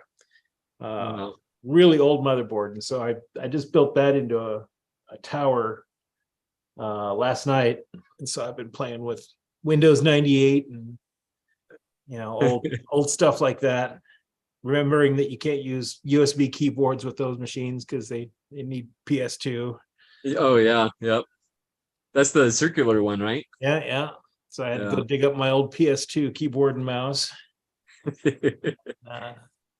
Oh, what else? There's a bunch of stuff that I forgot all about that is really important on old machines like that you can't use modern stuff with. And so, refreshing my memory with that. Yeah. Living the old days. Actually having floppy drives in a computer again. I know, huh? Do you have both sizes or just the 3.5? I got both of them. I actually had old floppy drives in my collection, in my boxes. And so since I now have a motherboard that supports them, I went ahead and built a giant aluminum tower with I got a zip drive in there and oh, cool. You remember the old iOmega zip drives? Yeah. I was like so excited when I got one of those. I was like, oh my goodness, this is like high tech. Oh, it was. I mean, they were good drives, but Yeah. Didn't get the click of death. Yeah. But, yeah, so I've just been playing with stuff from around the turn of the century. Wow. Way back then in the turn of the century. before the 21st century. Remind me if you have any computers running DOS. I do. I actually Okay. have a USB key that I can stick in just about any computer that I have that's not 64-bit, and it will it'll boot DOS. Oh, wow. And I have all my DOS utilities and stuff. That's easy. I mean, you can do a bootable USB drive for DOS and just stick your entire operating system in like a 2 gigabyte USB stick. And I mean, you're not going to fill that up Yeah. with DOS programs. So Yeah, exactly. basically, I have a couple of those that I just use once in a while. And I have I do have one hard drive with DOS on it, but it's on a computer that is broken right now. So it just got too old. Yeah. And I'm not sure if I'm going to repair that one.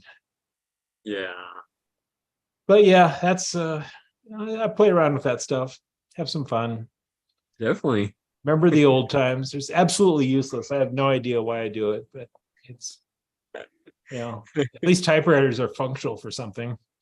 Exactly. Yeah. But it's you like old things and Yeah. you like puzzles, so you put together the puzzle and try to get it to work, and if it works, then you're happy. Give yourself ice Exactly. cream. Yay! What is your flavor of choice? Chocolate. Rocky Road. Okay.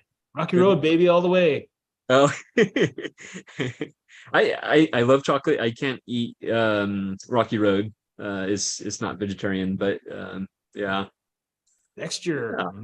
chunkiness. That is the one of my wife's favorite flavors, though, the Rocky Road. Yep. Very cool.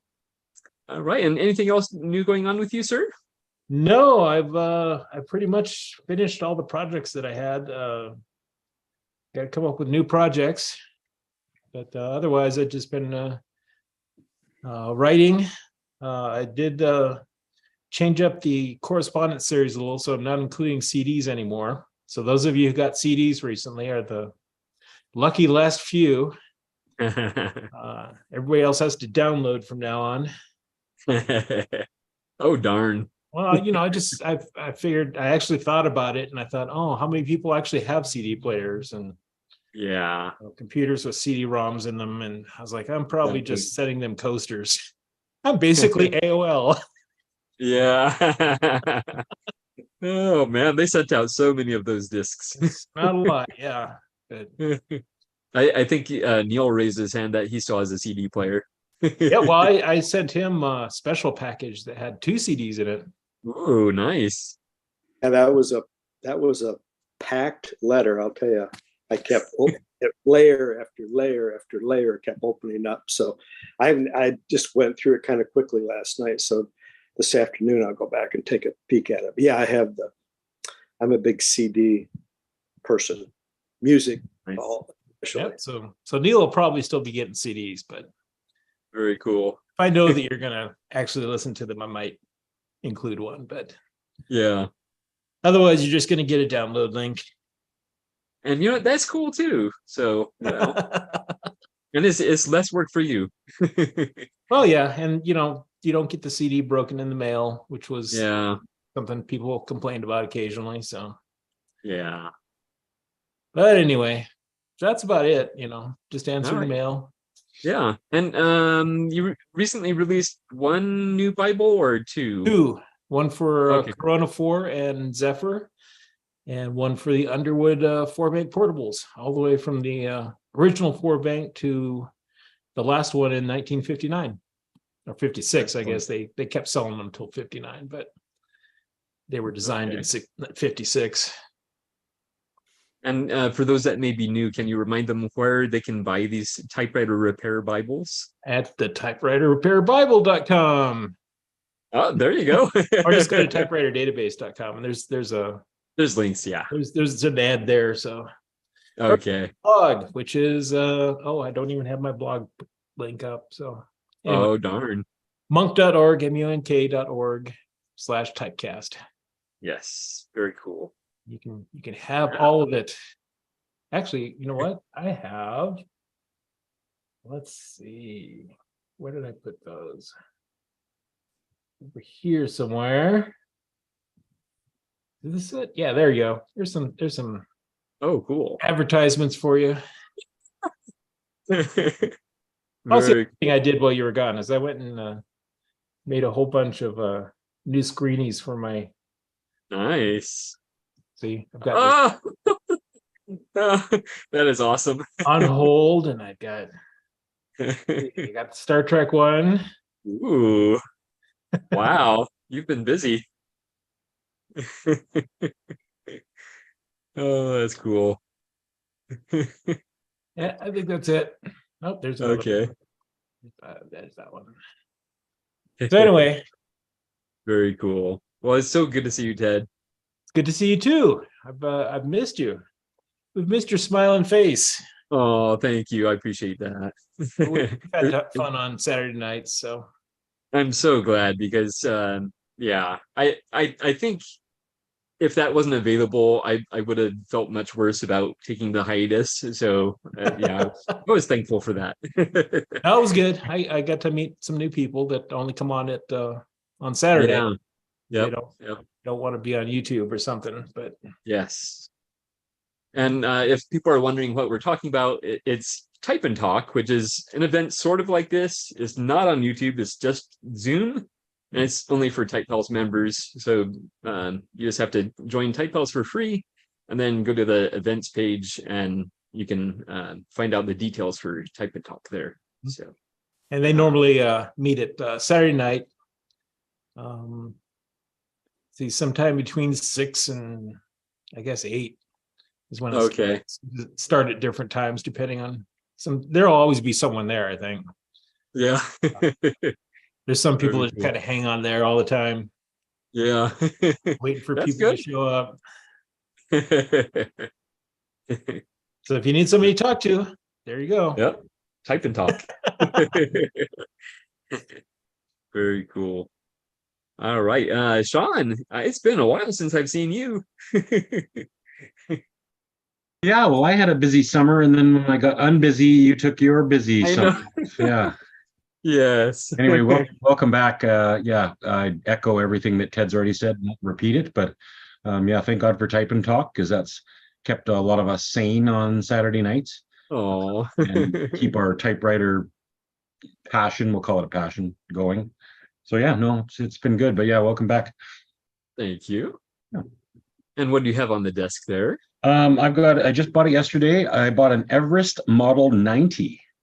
Ooh. We don't see too many Everests. No, and I've seen them often online, just in passing, but they've never really turned me on. But then this one appeared here in Calgary on Facebook Marketplace, but I'm not on Facebook, so through friends, call the wife, get her to talk to the guy. Guy calls me, big hubbub, and then I whipped up there the next day and bought it. Dutch keyboard, so it's got the IJ and the hoofdel. I love the shift hoofdel for those from Dutchland. But yeah, so it was brought over by the guy I bought it from, his father, who emigrated to Canada in 1957. And the thing is, like, what a great typewriter. Like, it was not used that much. It's in great shape. There's no dings or paint chips or anything on it. I put a silk ribbon on it, which just made it like, oh, like I feel like I should wear a bow tie. Because it is nice. It's a nice typewriter. Very easy to type on. Like, so if you ever get a chance to get them, I mean, maybe this is unique. I've only ever tried one. Maybe they're all crap, but really, really good typewriter. You can see that Italianish stuff in it, right? Just the way it types, it's very good. But none of the mush that I always find on Olivetti. No offense to the Olivetti lovers. I've got some Olivettis, but mushy as heck and don't feel good to me. This Everest, though, nice and responsive, easy, really, really good for dainty hands. Not that I have dainty hands, but if you did. Yeah. So yeah, anyway, Not that there's anything wrong with that. No, there's nothing wrong with that. There's no judgment at all. I'm trying to accommodate a diverse, wide group of typists here. So yeah. No, anyway, yeah, beautiful typewriter. So if you ever get a chance to try one, of course, the problem is, I go on, because it didn't come with a manual, so I go on to Richard Polt's website for typewriter manuals, find a 1948 manual. This is a 1949. I'm reading through, and oh yeah, okay, that's where all the stuff is. And at the end, there's a little thing there that says, "Did you know Everest Model 90s come in 11 different colors. And right away, that little itch scratches on the back of the neck. And I'm like, oh my God, like I don't need 11 of these, but I like collecting the colors of all of this stuff. So, you know, dark red, light red, green, blue, silver, gray. So yeah, no, I'm gonna strongly try not to lie in bed and look at these typewriters at night. Anyway, yeah, it's really good. But yeah, it's been so long, Gregory, that I've gotten other things that I haven't been able to show you, so I don't remember what they are now. Oh, Got that though. I mean, I thought you'd appreciate this. So, oh yeah. but you know what this is? Rolodex. It's a Rolodex Really? made by Rolodex, glass for licking label, no, you know, wedding labels, wedding envelopes, whatever, you know, just the round thing with the water in it. It says Whoa. Rolodex on the bottom of it. So, yeah. Wow. Yeah. You never have to lick a stamp again. Well, I know, but I keep forgetting. You just saw me probably lick a envelope earlier, and I'm like, oh, as I'm halfway through it, I'm going, oh yeah, I got that thing. So I keep forgetting about it. But anyway, yeah, trying to get in the habit. Nice. Yeah. I do have to ask, there appears to be like a blue emblem on the typewriter there on the front. Yes, there is a little triangle, and it's got an M and an O and an S in it with a wing on the side. See if I can get that close enough that you could see that. Oop. Sort of it. Oh, it's almost focusing, just a little back, a little further back. Oh, yeah, we can make it out. Yeah. So it's MOS, Interesting. which I think is Mechanica Officine something. I think it's a group or a societia or something in Italian. I was looking yesterday. I couldn't really find out what the acronym meant. Everest was a company formed in the 20s, bought by Olivetti in 62, somewhere around there, and then rolled in. But the original name, like Italian corporate names, were very, very long, and they had a lot of, you know, things in them. So Yeah. I'm not sure exactly what, because I didn't find anything specifically saying what MOS stands for. But that's my guess based on some others I saw. But it's a neat little logo that just adds a little pop of blue color on a black body, and yeah, it's neat. So Ted is tempting you in the chat. Well, I'm not reading the chat, Ted, so joke's on you. He says, "Don't forget that Everest can have a Vogue-like typeface on them." Oh man, Ted. Yeah. Ted loves to just. Oh yeah, yeah. Yeah. So along those lines of Tedness, I did finally buy a green, the dark forest green flat top Corona. Good. Yeah, about 3 weeks ago to add to my collection, and I was almost done. And the guy I bought it from said, "Oh, you know, there is another shade of green in the Corona flat top." Oh yeah, you told us this last time. Yeah. So so for Gregory's benefit, screwed me up. That was a bit of a Ted thing, right? So I'm like, oh man. Anyway, I found one of those here last week, so I bought that. Oh, good. Okay, good. So now I can show it to everybody that thought I was full of crap and go, ha, look, I got them side by side now. So, Sean, do you have the camera candelabra to go with your flat top? Do I have a what? The candelabra to go with your flat top. Mm. Oh yes, there you go. Candelabra Club. I bought this because Joe had it on one of his flat tops in one of his videos a while ago. He never talked about it. He just had it on his typewriter. I saw it and I was like, oh man, Joe. So I went and bought one of those. But I took it a little step higher though. I also got some flowers. Yeah. Oh no. And I got, because every, high-end office got to have a globe. The problem is you got to keep them on the right-hand side, otherwise your carriage return's going to stick them all right off the top. Oh, nice. Yeah. Thanks, Joe. I don't know if you saw Brian Good's little desk lamp that actually works. No. it's that size, but it's Oh, it's man. a desk. I guess they call it a banker's lamp or something Got like a that. great shade. Oh, Brian, you'll have to send me deets on that so I can add. It's stupid stuff. I love you guys. Oh man. Yeah. Yeah. Well, Um, excellent. yeah. Other than that, did you say you were doing anagrams? Because I was just collecting those the other day. The quick brown foxes. Yeah, Yeah, pen pangrams. Yeah. Pentagrams, yeah. So I think Joe used this one because it tickled the back of my brain, but I saw it out of a catalog. It was a type foundry from the 50s, and they were displaying in their catalog all their different types of typefaces or type styles. And the one they used was pack my box with 5 dozen liquor jugs, except they didn't use liquor. We had to add that to get all the rest of the letters. And then somebody said online, they said, "Oh, Joe Van Cleve used that in one of his videos." And I went, "Oh, I knew it sounded familiar." The other one I got from somebody in Portland was Queen Elizabeth vows Mick Jagger undying love. Interesting. The other one I got from Ireland was amazingly few discotheques provide jukeboxes, which is true as well. And then there's 2 here that are en français that I received from Daniel Burgoyne, but I'll let him do those ones because, yeah, that's for him, and he's here now. Yes. Very cool. Well, thank you for sharing those. No problem. And it's very good to see you. You as And well. I'm glad we're both back. You too. Excellent. And speaking of back, first let me before I forget the YouTube chat again. We do have Bob from Typewriter Muse joining us in the YouTube chat. Let's see. He says Riverside, California. It may not be that cool, but listening in, we are here at the Muse Typewriter Shop. Excellent. Thank you so much, Bob.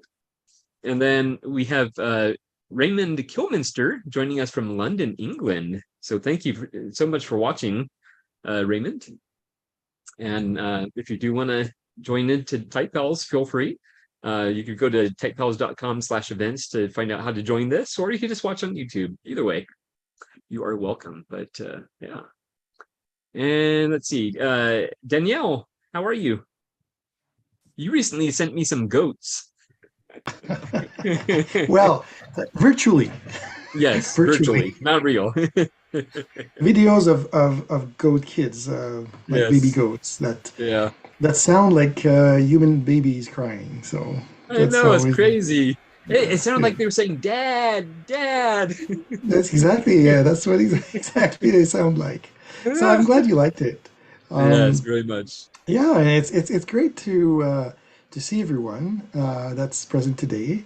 I know there's others that may not be able to join, and I haven't been a regular this month of August, but yeah, I've really enjoyed some Sundays and some Saturday nights. So we did sometimes some of the both, and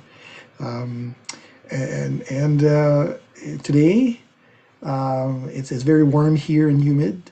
But we're gonna go out for dinner tonight to celebrate, and I just thought I'd join for a short while to see everyone and share some of the things. I'm in the middle of writing a letter to Ted, and when I say in the middle is because the page is still in the typewriter, and not like the first page has been typed on this electric, and then I typed this page number 2 on my Olympia with a blue ribbon that I re-inked manually using a bottle of ink that is usually which is sold to re-ink the stamp pads. I wasn't sure if it was going to work, and yes, I applied too much ink. So the story is, you have to apply very little, apply too much, and I had to type quite a few pages to. I decided not to blot it.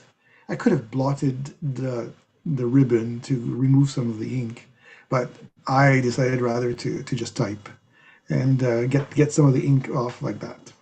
Fun that way. Yeah. So Ted, I just sold like you're gonna see that. You're gonna read about my adventure re-inking the ribbon in the Ah, letter that you're gonna get. okay, good. Good, good.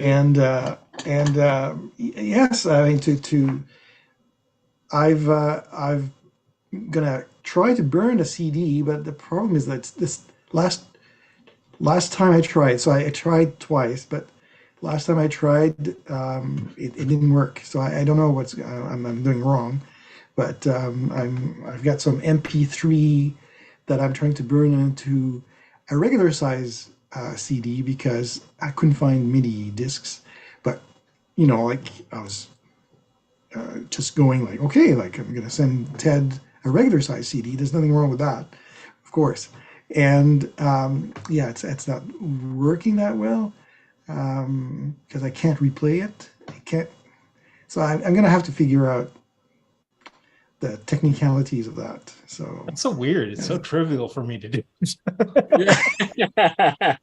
It's like everybody has problems doing this, and I'm like, that's so easy. no, man, it's probably because like this laptop does not have a CD reader, so I'm using a CD reader that's I don't know 20 years old, which is fine. I mean, it reads the CDs fine, but when I come to burn, I don't know if it's the format of the files or something. There's something protected about what I'm trying to do, but anyway. Weird. I'm sure I'm going to figure it out. I'm sure I'm going to figure it out. So you'll see it. I'm certain you'll figure it out. I have Yeah. faith. Faith, I tell I you. do. I'm never, like taken aback by a challenge. So I like to try to find solutions to these things. And I'm also preparing a little package of postcards to send to France to a new type correspondent. It's not a person that's in Type Pal, but it's a person that is in one type page. And Oh, cool. she recently posted something on one type page with a 1980 or 81 postcard from Moscow, and saying this was her grandma that visited Moscow and brought back some or sent postcards, sorry, from Moscow. And she had that. And then she said, does anybody want old postcards from Eastern Europe? And I raised my hand. Sure. And then I said, well, okay, but you'll send me some and I'll send you some from my side. That's fair trade, like they used to say in the movies. And I'll do that. And this morning I actually found something that I had misplaced. I had misplaced for a long time, which is my pencil case that I had in school, like throughout almost all my school years, including. Okay, I'm going to show it. But you see, it's the zipper. The zipper. I mean, the thread broke in the zipper. I just undid that because the thread was broken up on many different places. So I'm going to sew that back in with fresh thread, and then once one side is done, I'll correct the other side. And inside that thing, I also found miracle. Oh, not that one. My pencil holder or automatic pencil holder. It's I don't know how do you say that in English. It's a automatic lead holder. lead holder. Okay, so that's a 0.5 millimeter, right? 0.5 millimeter. It's a Pilot made in Japan that I got when I was 12, and I used up until I was 25 and more. The same lead holder. So that's the one that carried me through my later years, my secondary school, Cégep, university, and graduate studies. But I also found, and I was laughing at that, those also lead holders, but are bigger leads. I think that might be, like imperial size or inch size. And one of them is a Procter and Gamble, and it's a Duolite. That's the model, written Duolite here. And we used to have like the bigger bleed leads that go in there. And this is a scripto. And strangely enough, it has, you know, like the Sir George Williams University from Montreal, Canada, with the things. Well, Sir George William University does not exist anymore. It exists, but they changed their name. They merged two universities and it became Concordia University in Montreal. So Concordia is still very much there. And anybody studying filmmaking goes to Concordia. Okay, so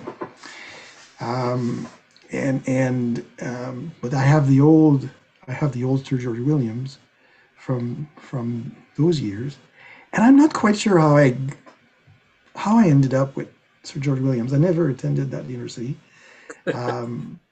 And it must have been a gift from somebody in the family or something like that.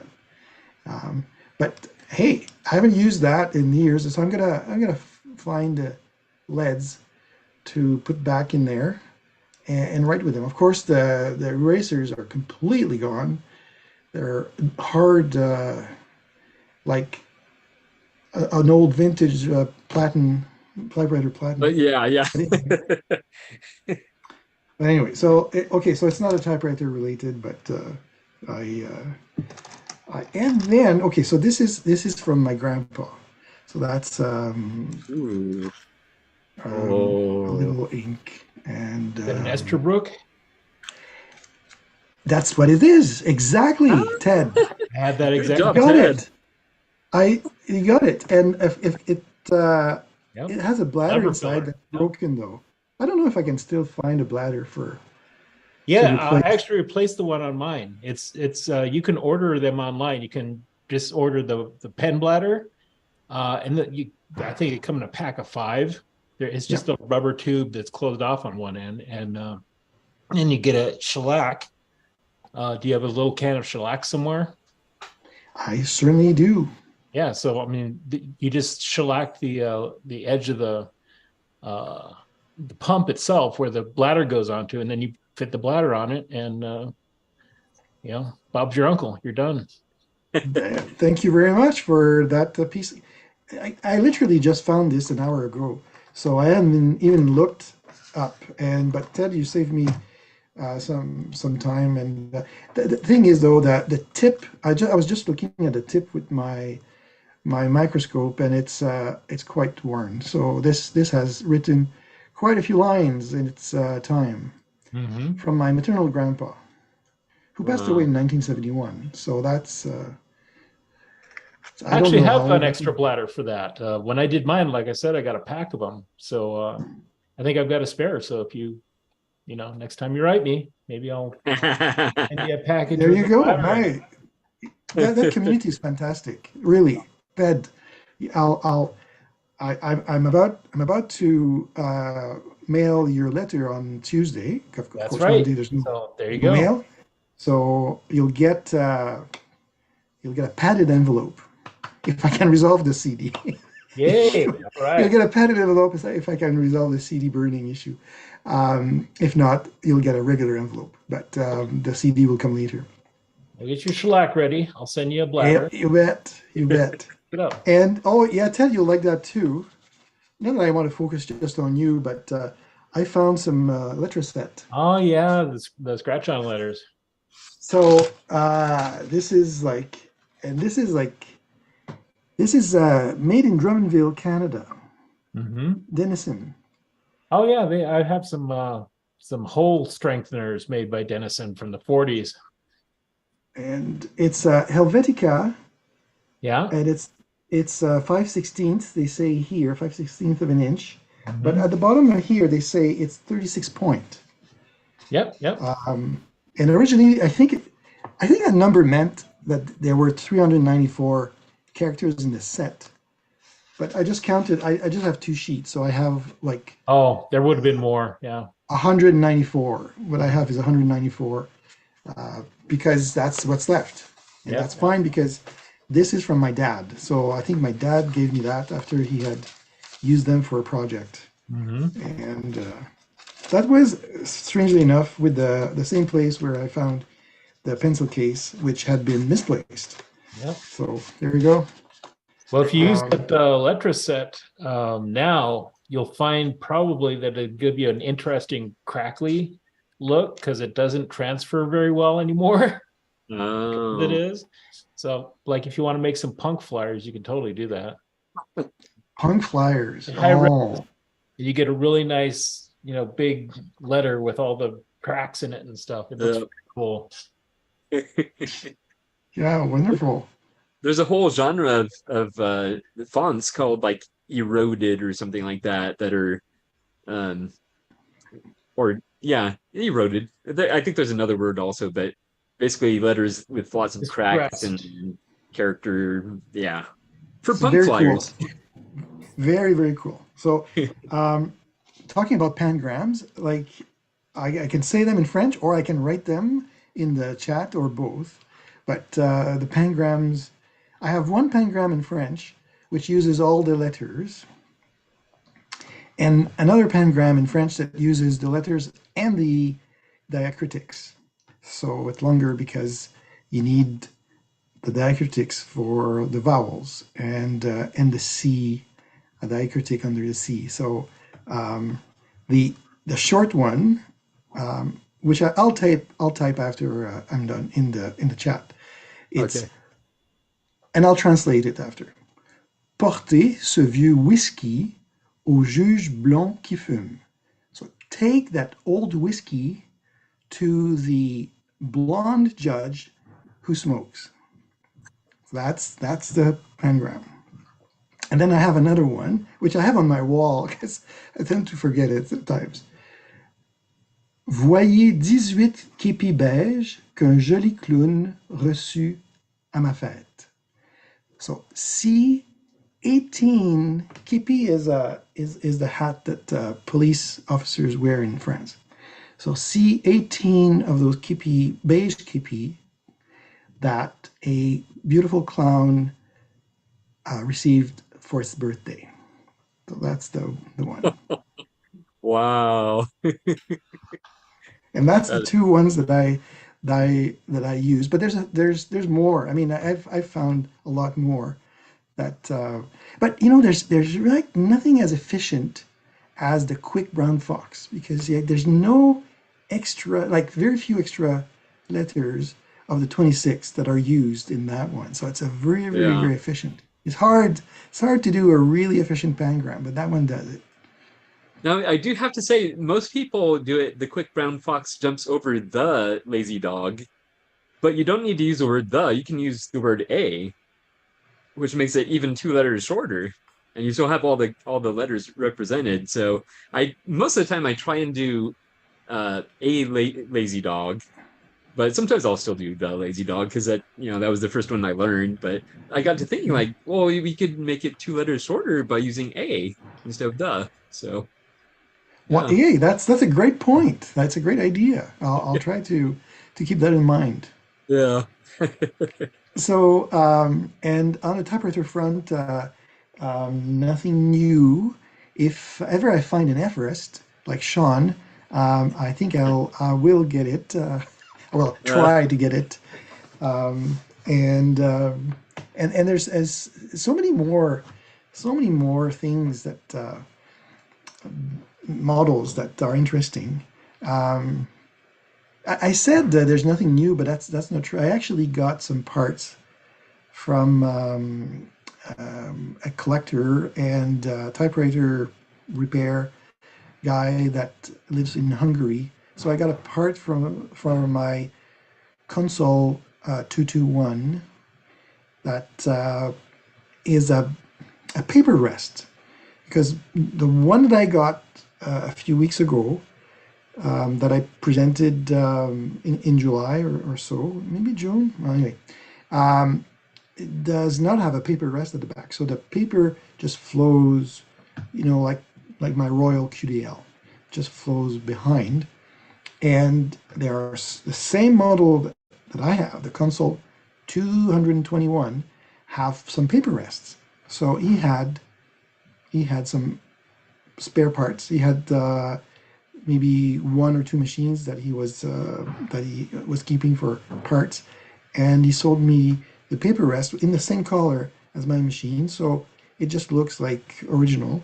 But now I have a paper rest like an Olympia SM9, so a little flag that raises and you can pull up to adjust length, and I find that more convenient. It's just maybe like it's not much, but when you have a crowded desk, I have so much stuff on my desk that I need that, or else the paper just is going to hit everything on my desk.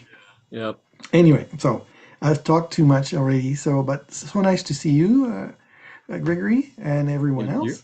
I appreciate your smile and your laughter, always. So thank you very much, and I'll just mute now and listen to the others. All right. Thank you so much, Daniel. Let's see. Diane has gone dark. I don't know.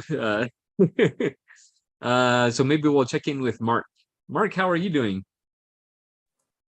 Hey everyone, very happy to see you guys. I Yeah. haven't been on for quite a while, so Either this have is I. yeah, great to see you too. And Oh, thank you. yeah, there's been some stuff going on at my end. First of all, mostly a very much pen paling with many people. It's one of the best hobbies in the world. And then I got this quite a while ago, I think about a month, but I haven't been able to come on and show it to you guys. So this is one of the earlier models of Hermes Baby with the old Bulgarian layout. So it has these Wow. two letters, if you can see them, Yeah. which are no longer in use in the Bulgarian language in general, in the Bulgarian Cyrillic. So these were actually the fact that these are on the machine is proof that it was made before 1944, because when the communists took over back then, they removed those from the alphabet.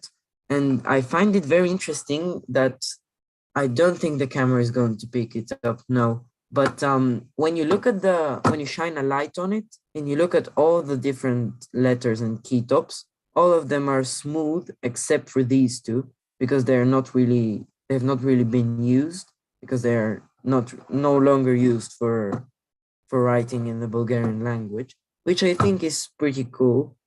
And I got it for 25 euro, which is a great price in my opinion. But it had a couple of issues. So firstly, the spools were, I'm not sure what the specific name for them was, but they were too big for this. So I had to dig through my the bunch of spools I have collected over time, and I found some smaller ones which fit perfectly. So that was easy to resolve. But then the other problem I had is this right here, this little lever. It's the line selector.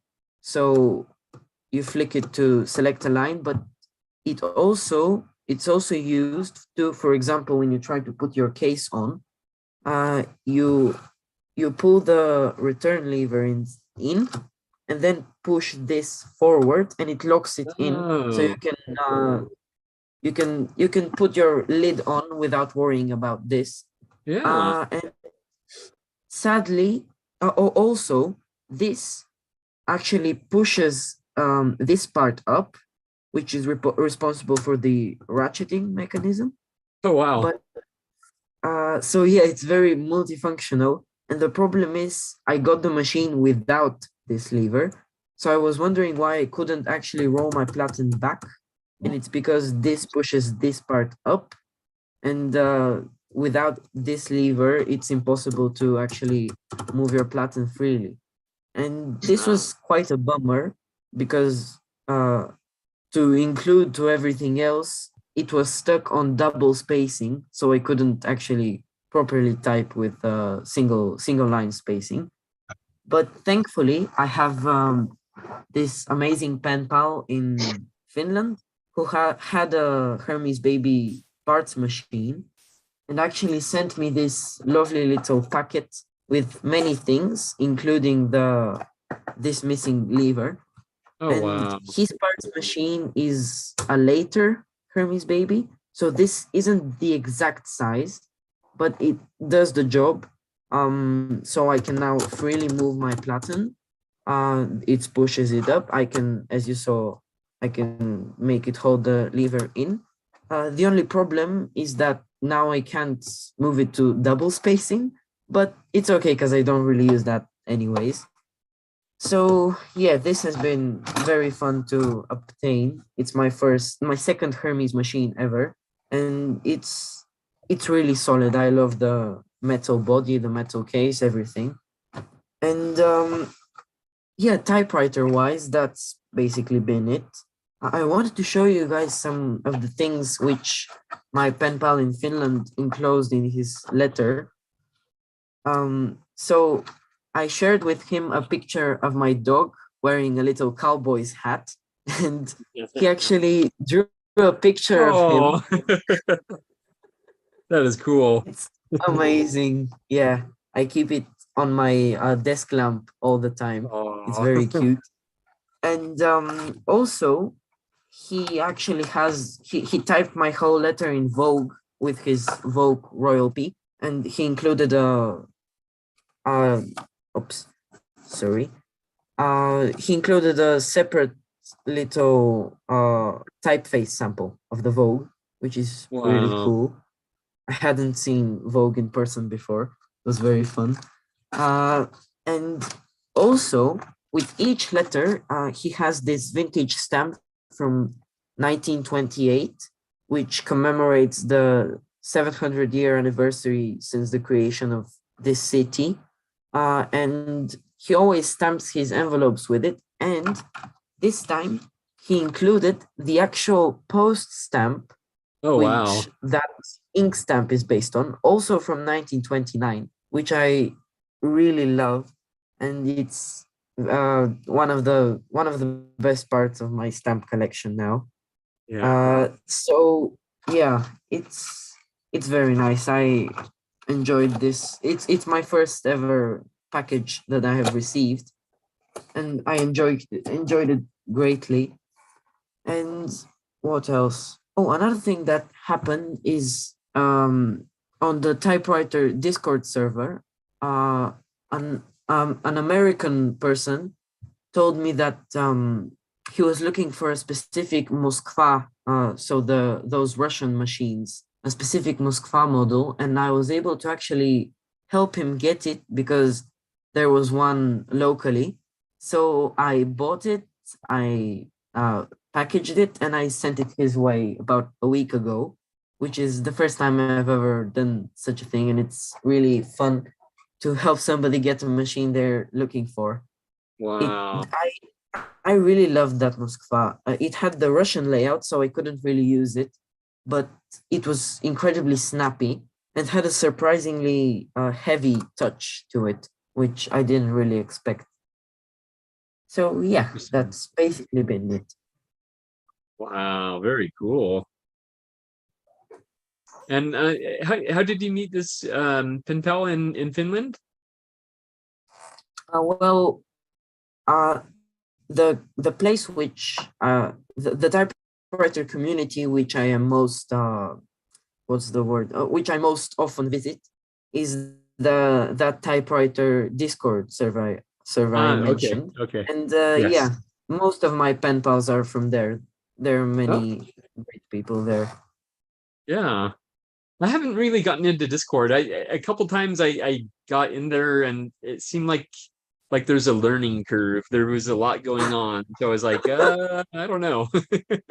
Yeah, it might be complicated for some people, but I trust you. If you come on there, you will find that it's some of the most amazing people, like all people basically that deal with typewriters. It's Yeah, an amazing community, very welcoming to everybody.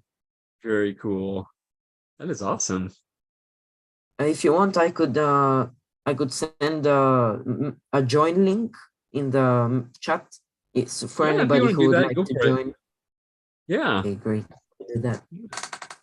very cool. Well, it is so good to see you, Mark. Great to see you guys too. Excellent. So Mark, I have a question, if you don't mind, Yeah, about the layout of that typewriter in front of you. yeah. Those characters that you say are no longer used nowadays, do young people's are they still able to read them? Are they still recognize them and or not? It's no longer used at all, and there aren't any books that still have those characters. Well, no. I would say no, generally not. I knew about their existence, for example, but I I wouldn't really know how to pronounce them if I saw them in some old word. They do look similar to some other Bulgarian letters. So, for example, this one looks like this one like this one. So that would maybe give me a clue, but I have to look into how exactly they're pronounced. And yeah, not really. People these days have completely forgotten about these, which is a shame Wow. because they were very important to the language. And then when the communists took over, they completely transformed the way Bulgarian was written. And yeah, So this is after this is in the late 40s then that the this different alphabet was. yes, yes. So the communists took over in 1944, and I think the alphabet change happened in 1945, if I'm not mistaken. And this machine is 1942. Well, thank you very much for that. I appreciate, and I actually just love to learn about different keyboard layouts, and I love languages too. So thank you very much for sharing that. It's quite the history to see a change like that. Yeah, It's not just a change of the layout, just like in Portugal, they changed the layout of the keyboard to adapt to their language, but it's like characters actually no longer used. That's quite something. yeah. Yeah. I'm glad you found it interesting. Thank you very much. Yes, that was an excellent question, Daniel. All right. Let's see.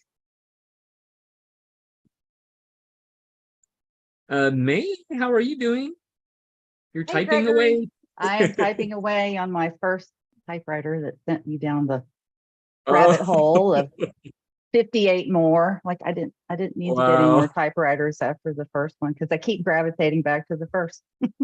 Yeah. I'm doing well. Glad to see you back. I Thank needed a you. little hiatus myself, as you know, with stuff that's going on with the family and also the Yeah. start of the school year is particularly busy. Yes, So I think in the past definitely. 6 months, I've touched the typewriter maybe 5 times.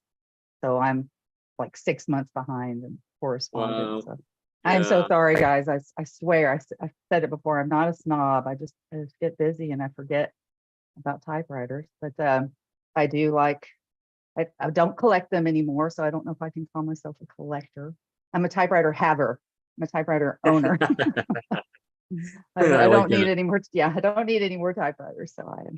Yeah, Ted, I am color coordinated. That's the typewriter and the T-shirt. It was accident. I didn't mean to do that, but it works out perfectly.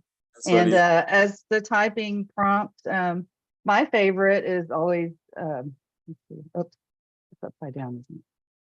No, that's upside down. So I kind of combine Oh, some panagrams. The Sphinx of Black Quartz can judge my vow as I pack my box with 5 dozen liquor jugs while a quick brown fox jumps over my lazy dog. So that's what I use for typing samples when I'm oh posting them wow. to the typewriter database. So I kind of I chain love that together one. 3 panagrams. Yeah. Oh wow. But I think it would be difficult to come up with because a true panagram uses every letter of the alphabet. And I guess the goal is to make the sentence as short as possible. So, Yeah. it would be easy to make a long panagram, of course, but Yeah. making a short one is difficult. Yeah. I've tried to come up with it, but it lasts me like 5 minutes and I gave up. Yeah. Excellent. So we've been And- enjoying a hot summer like you guys. We've had Oh, several weeks of, triple digit in Fahrenheit for you Canadians Yeah. and everywhere else in the world that does the Celsius. world is on fire. Actually, it is kind Yeah. of on fire, but Yeah, yeah. And you guys had a hurricane, or I guess it was a tropical storm by the time it came to you, right? So yes. I see your home survived. You didn't get flooded or Yeah, lose so any here typewriters. it was kind of shocking how it I was very underwhelmed by it. We even have family on the coast in San Diego, and they were like hardcore prepared for it, and not much happened. But once it got to the desert, it was bad. There was some horrific flooding, like Flooding, houses yes. floating away, and I saw that on the Um, news. That's well, because it doesn't rain much there, so all the water just yeah, goes horizontally instead of sinking into the ground, and so that's a exactly. big problem when it rains like a year's worth of rain in a few hours. Yeah. But I'm glad everyone's here and survived. Yes. I guess we Yes. need to hear from some of our Floridians and East Coasters that got hit. I by know. That that one hurricane. sounds like it was much worse. That was much worse. Yes. Luckily, all we have here is heat and tornadoes. Yeah. Yeah. So what are you typing there? This is this Typing your- a letter that is about 6 months of that I've Oh. got 6 months ago. So I'm typing correspondence. I'm trying to go in order. So if you wrote me a Okay. few months ago, it might be a little bit longer, guys. So sorry, but I'm slowly but surely getting there. 'Cause that's what I like to do best with the typewriters is either just kind of journal random thoughts and things like that, or letters. I'm not a story writer. I'd like to be, but I just don't have time for it right now. But mostly Well, letters are my favorite things to write. Yeah. you write lyrics though, right? Yeah, sometimes, but not often. Yeah. I've Yeah. only, been doing this for I guess, yeah, this is like 3-year anniversary of my typewriter anniversary. So I Nice. think I've written 3 typewriter songs in 3 years. So obviously not that often. But you know what? They're amazing songs. So Oh, wow. thank you. Yeah. So I need to get in. Maybe I need to start collecting more typewriters so I can get inspired again. There you go. Or start writing brand specific songs like, Ode to Olympia, Hello Hermes, or something like Yeah. that. That'd be cool. So I have a question for typewriter folks, kind of not really a typing prompt, but just curious of how people open their letters. Like, do you just take a pair of scissors and cut the side, or do you use a fancy letter opener like I do? It's funny. Ted has an interesting one there. Oh, I see what it is. I see what it is. Oh yeah. It's one of those I've seen those promotional, yeah. Yes, I used to have one somewhere, but I found this vintage one. I think I might have shown it before on Typewriter Club, but it's my dad had one just like it. He got it on his tour in Asia during the Vietnam War from Siam, which is the old name for Thailand. Oh. And I found one on eBay. I was just looking at vintage letter openers on eBay and found this brass teak wood, just like the one my dad has. So really like that, but it's not very sharp. So I don't really use it for opening letters because I don't want to sharpen it. I'm not sure how to sharpen brass and I don't want to ruin it because it's vintage. So instead I use my real letter opener is a pocket knife. And Okay. it is a nice one. Me 'cause too. It's from Germany. It's a German Ah. pocket knife. Yeah. So this is what I use, a small little pocket knife. I slice open. I like to slice open the side. So I kind of stick Oh, the okay. tip in there and then I slice think Joe open. Van Cleve does it that way too. Yeah. So how do you guys, what do you have? Show us your letter openers or tell us about them. Oh, He yeah. has a pocket knife as well, Danielle. Yep, yep. Yeah. Joe's got, using one of you've these- got the serrated scissors. Yeah, you so open when your I cut letters the side of the fancy. letter open, it'll be Yeah. serrated. You can tell which That's side is nice. cut open. Fancy. Yeah. Cutting my head.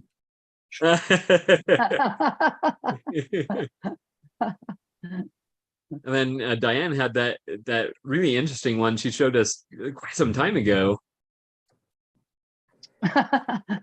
That's huge. Yeah. So it's got an angle measure and it's a tool of some kind. Yeah. The executive desk chum. Oh, that's Yes. cool.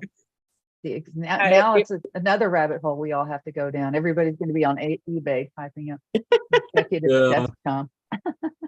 So chum, not what you feed sharks, but what you would Yeah. the other chum. Yeah. The other chum. Yeah, my late father had it on his desk downstairs. So yes, I plucked it off of his desk so I could use it. And let me see if I can grab it real quick. Oh. Susan, So- I like your blue keys. That's Oh, yeah. I saw it on Facebook. But Oh, okay. So I have a whole wide collection of letter openers. oh, I always end up grabbing my wife's letter opener. Let me there we go. This one here. oh, it's got the glass. Whoa, That's nice. Yeah. very nice. Yeah, so because she keeps it right in this drawer right here, and I'm usually sitting here opening the mail, and Right. my collection of letter openers is just over there on the other side of the room. But this is Yeah. handy. So plus it's very nice Plus, looking it's too. beautiful too. Yes, it is. Yeah, yeah. So that's mine. Yeah, great question. I love that. Thanks. You also asked how we open our letters, and Yes. I generally prefer to try to open, for example, if there's a flap, which it usually is like this, a long flat flap, but generally I try to open it like this, but sometimes it's not really possible, especially when it's taped on. So when I open it like this with my pocket knife, by the way, as well, I am always so scared that I will catch the letter Yeah. with my knife I know. and cut it as well. And I actually I am once too. managed to damage a little bit of the letter like Aw. this. So I'm really scared every time I try to do it. Yeah, I've done that as well. So tamp the letter down, Yeah. like Yeah. Yeah. Just do this. and then look to make sure you're not cutting And it. hold it up to the window to make sure it's down. Yeah, that's what I do. I hold it up to a lamp or a window just to make Yeah. sure. Yeah. Very cool. Ooh, look at that one. That doubles as a protection device. Wow. Oh, wow. It's a whole sword. I got this at Excalibur in Las Vegas way back when. That is Oh, cool. I thought that was pretty cool. And then this It was is. Oh, ooh, wow. I like A that. wooden. And That's a that's thick a one. letter opener? Wow. it's a letter opener, yeah. For big letters, huh? No, it was the award I got for the speed typing contest at Herman's back in Oh, cool. Oh, I think 2018, 19, whatever. Anyway, they had these this is like American chestnut, and apparently if you don't have holes in it, it's good. But there's an artist that was there who just made it out of made these, and yeah, I'm okay with the fact it has holes in it. That's pretty cool. yeah. Anyway, Yeah, that is cool. sorry I We took have- off right as you were highlighting me before, Gregory. Oh, that's okay. Yeah, I got this yesterday. What is it? Wow. It's Oh, a stamp dispenser? yep. Yeah. Oh, a vintage With the one. That's holes. that. Yeah. Yeah. Nice brass one. That's neat. Yeah. That's got an engraving of stamps. Nice. I love that. That's very I cool. hadn't seen a stamp dispenser before. That's cool.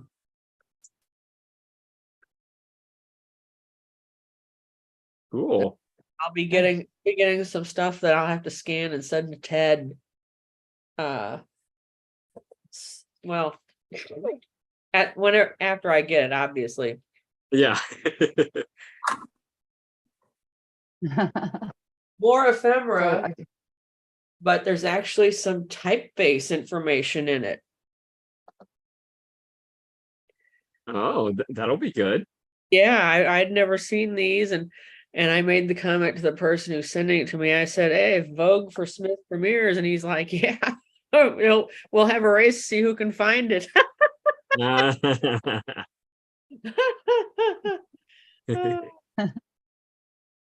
Cool.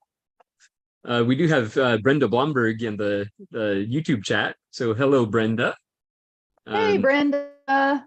She's dog sitting, so she can't join us today. But join us. Oh, she's dog we sitting. love dogs. We do, but maybe some dogs are barkier than others. Oh yeah, very barky. Yes, Yeah. very barky. Excellent. And anything else new with you, May? No, not typewriter wise, and Okay. everything's going well, and otherwise, and I will be corresponding soon, I promise. So.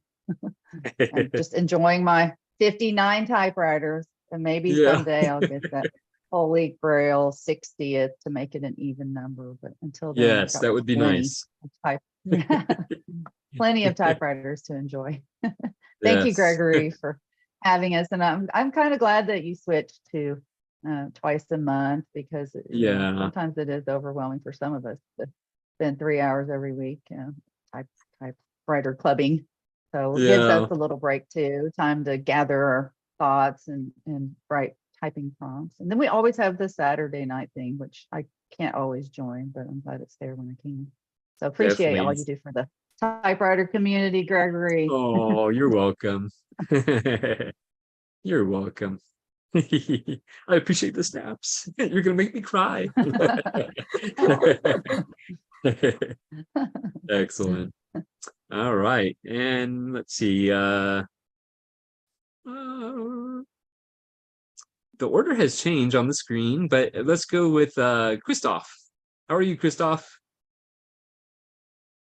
Bonjour. Just looking all around. Hello. Hello. Bonsoir. Okay. Hi. Can you listen me? Yes. Yes?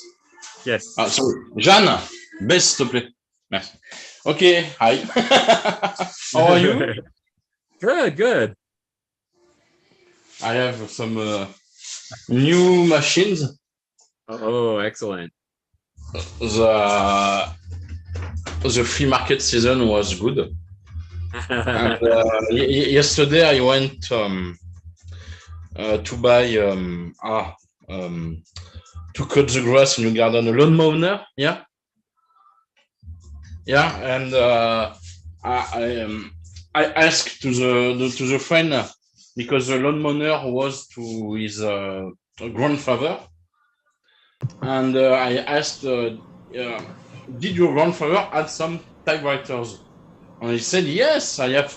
He got 2 typewriters, a Remington and electric Olympia, but I couldn't purchase because he want to think I don't know if I will sell it. So I miss 2 beautiful machines, but I found this one. Olympia Progress. Oh. 34, 33, I don't remember. I will check the serial number. Wow. And this one. This one for 20 and this one for 10. Wow. Just need a little clean, little and new ribbons, and I think it will work very well. And Very French and beautiful Spanish on machine. that one. Yeah. Huh? Stuff. Spanish Sorry? as well. Spanish, Espanol. Yeah, I didn't see it. Yeah, it has the Enya. The new no, I don't remember. Yeah. Okay, that's a good surprise. I didn't see it. Wow. The Adler Gabriel, very beautiful Adler Gabriel, 45. So, Very nice. and so I'm very late on letters. I'm very late. I have a lot of people to answer. So Well, it's better to have a lot of people to answer to than no one. So That's true. Yeah. I think a lot of us are the same way, except for Ted. Ted is always very prompt with he's on it. letter He writing. is on it. Like you I'm send him a late on letter that. and within a week you get one back. Yeah. I'm late on everything because I'm very late with letters and I'm very late with the photo, the lab. Oh, I have all of this. wow. So I'm late on everything. But you know, that's life. This is my no 1, 2, 3, 4, 5, seventh Olympia, maybe 7 for 8, Wow. 7th Olympia. And if I could purchase the electric I saw yesterday, it will be the 8th Olympia. That's good. I have a lot of models, a lot of years from a lot of years. I'm trying to find the Olympia Splendid because I have the 66 and I would like to find the 43 and the 99. Yeah. It will be cool if I find this. I missed a 33 in antique shop. The last time I went to this shop, the Typewriter was sold. Uh-huh. So my shelf. Where are you? Is a little bit. I'm full now. Wow. Nice. I don't know. You can stack some typewriters on there, on top of each other. I mean, I found a Simplex toy. Oh, cool. Wow. So it just keeps growing, your collection. yeah, it's going, but the house is still small. Yeah. Excellent. So it's nice to see you again. Nice to Yes, have thank you. the new chat for a new year. Yes. Yeah. In France, flea markets are not over. I have maybe September and first weekend of October to see if I could find some new machines. And then in winter, no more markets until next spring. So. All right. Well, it's so good to see you, Christoph. Yeah, thank you. Nice to see you too. Excellent. All right. And have a nice day. Thank you. You too. Thank you. Bye-bye. Bye-bye. Before we continue, can I just say something? Oh yeah, definitely. So, for all of my fellow writing enjoyers, if you didn't already know, which you probably did, but anyways, Lucas Doe over at Typewriter Chicago is organizing his yearly writing contest. So this year, I will send a link now to the prompt, but the prompt is called Picturesque. Write as a short work of fiction about something extraordinarily idyllic, a story of passion, nostalgia, or dreams. So September 1st through September 31st is the time in which your stories can be posted, and there are some great prizes as well. It's just a very good. I like it. I like this contest very much. I will try to come up with something, though I don't really have anything in mind for now. But yeah, anyone who would like to join and to write something, here I've just sent the link. Very cool. Everybody's welcome. And I will post that to the YouTube chat as well. Let's see. Great. Yeah. Because Lucas Duel has been on here, so he's one of us. So Oh, really? Yes, I always like to say once you've been on here, you're one of us. So Yeah, one of the prizes is the typewriter.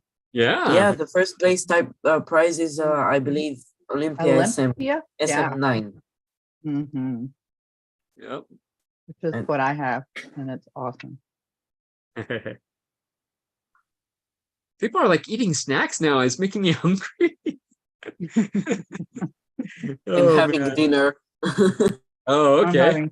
I'm having chocolate.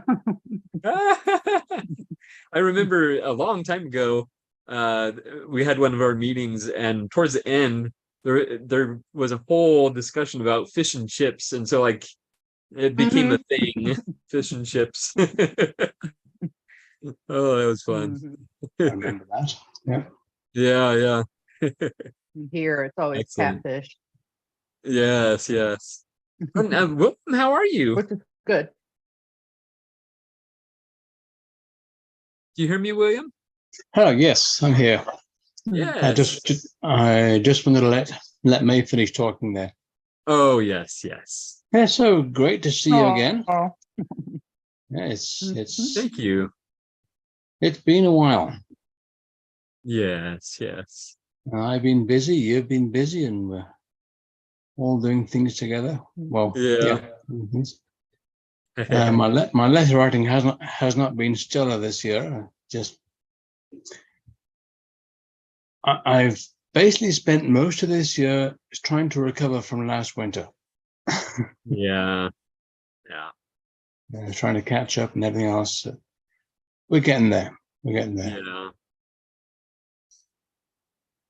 All right, Brian. Oh, okay. Yeah, we'll get to you in a bit, Brian. Brian Powers. Yep. He's been waiting longer than I have, I think. Yeah. Usually, if they leave their camera off, I assume they don't want to be addressed, so I don't call on them. But I was gonna call on them at the very end, just in case. But yeah, is there anything else going on with you, William? Yeah. My wife got a text from a friend down in Great Falls telling about an estate sale of an avid collector. They figure he has probably close to 200 typewriters in his house, and so they're putting the estate sale on in his garage every Friday evening and Saturday. So I put a post in the member forum, so people can take a look there. Oh, okay, excellent. And that's Type and Talk has been kind of fun these last few evenings. Good. That's good to hear. Yeah, I'm so glad I set that up. So yeah.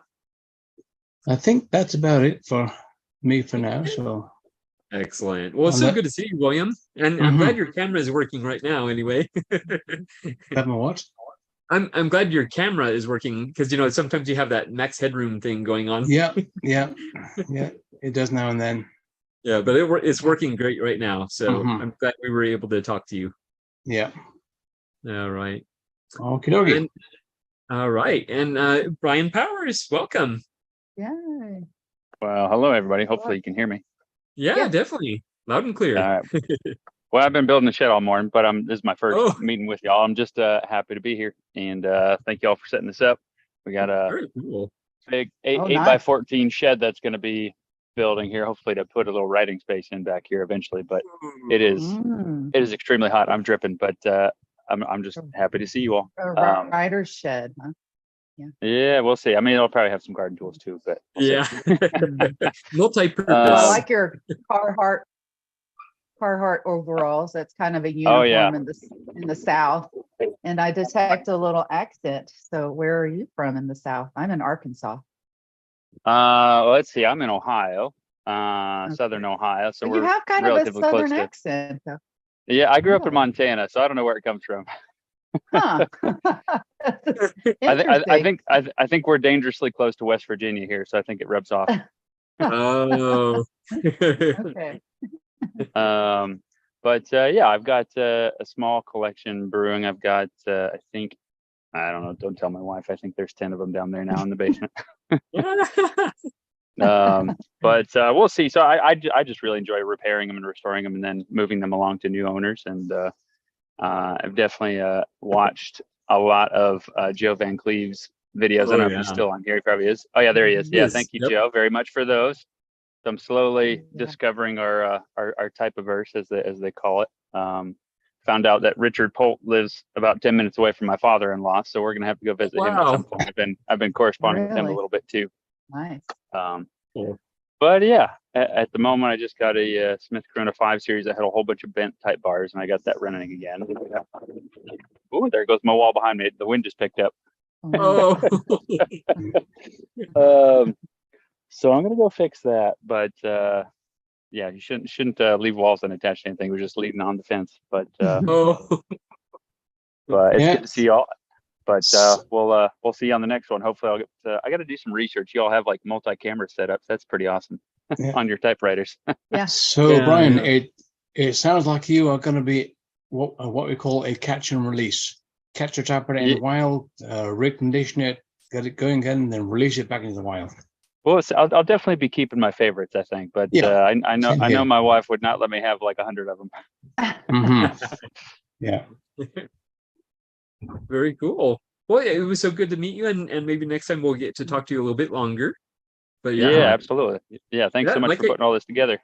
Yeah, like I said, you're one of us now. So All right, thank you, appreciate it. Very cool. You're welcome. Brian, I'm putting a link in the chat for you for the multi-camera software. It's free download. Oh, awesome. Yeah, thank you so much. You have to have multiple cameras attached to your computer. Yeah, sure. Opsproject.com. It's pretty user friendly, and you have to play around with the software to figure it out. But I'm sure if you can build a shed, you can figure out camera software. Sounds good. Thank you. Hopefully the wind's not too bad. It's kind of going through my earbuds. No, but hopefully it's we not don't coming hear to you. it. No, Oh, good, Zoom is good. very good at muffling those Yeah. extra sounds. Good deal. Good deal. Well, thank you all very much. We'll see you on the next one. All right. Thank you so much, Brian. I'll still be listening. All right. I don't know if Arthur is there. Arthur, did you want to say hi? Oh, I'm here.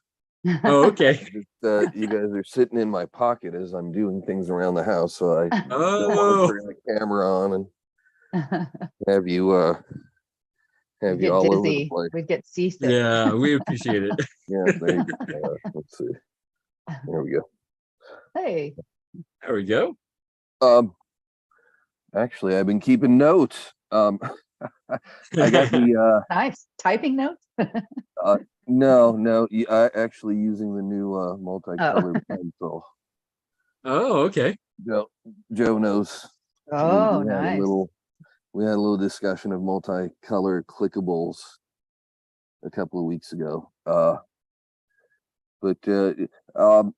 Actually, I had mentioned having a SM4 on the way from former Lutheran pastor, which actually arrived, and spending a couple of more extra dollars on a machine that works splendidly is nice. Usually I gotta do a little tweak here and there, but this one right out of the box, and the person I got it for even sent a little Snoopy typing on his doghouse card with it.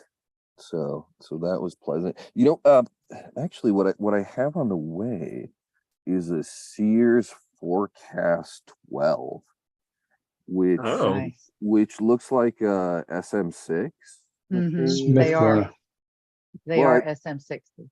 But I got it because the top on it flips up the other way. They must have done some modification. on it. Yes, yeah, So Sears. instead of coming forward, they go I back. have a couple of Sears ones and they Okay. do them a little differently. Yeah, and it's like it's kind of a weird angular Yeah, yeah, the typewriter shape is thing. different. And they have a few Yeah. more features than the Smith Corona counterparts. Yeah, which is I'm not nice. sure what model they're based on, other than they look like some sort of a 6 Mhm. with the Well, they also had degrees of yeah. models, the Sears ones, but I like it. If you like the SM6 series, then you'll like the Forecast. Yeah, and now that Ted mentioned that there's a script typeface on the Galaxies, I'll have to hunt one down. Maybe if Bob has one in his shop, I can take the drive down to Riverside Oh, cool. and pick it up. Yeah, the weather was kind of underwhelming here. I think we got lucky this time because I was watching the radar while that thing was coming in, and it hooked around. It actually hit kind of below Tijuana, below San Diego, and then went up through the desert. Mhm. The desert, it just hung over the desert. But when it came into Los Angeles, it seems like it just slowly crept in, and we had a little bit of heavy rain in Los Angeles, but nothing overwhelming. Actually, this spring when we had the atmospheric rivers was probably more water coming down. So Definitely, same here. yeah, I was ready to Yeah. go down to the LA River and watch it overflow, but Yeah. like it did when in the 80s, but it didn't it didn't Huh. quite get there at all. Yeah. Actually, now they have kayaking on a part of the Los Angeles River. Oh, wow. Yeah, it's weird that the city does it. They've been trying to restore a couple of pieces of it to actually have some green. They tore up a little bit of the concrete, but the majority of it is left intact with the 30s concrete, because we will flood if that Yeah. thing is concreted up. Oh, let's see I don't have a pentagram, but I've got a in Romanian, and I'm not sure Ovi might know this one. What you tell the tax man when he comes knocking at the door, and it's Eu sunt mic, nu știu nimic, tata îmi pot jupa oaia, which roughly translates to I'm little, I know nothing. Dad's in the attic skinning the sheep. Oh, wow. I assume it had to do with being taxed on the number of sheep that you actually Oh. had on your pasture. So dispatching of sheep in the attic would avoid the tax man. Yeah. Oh, man.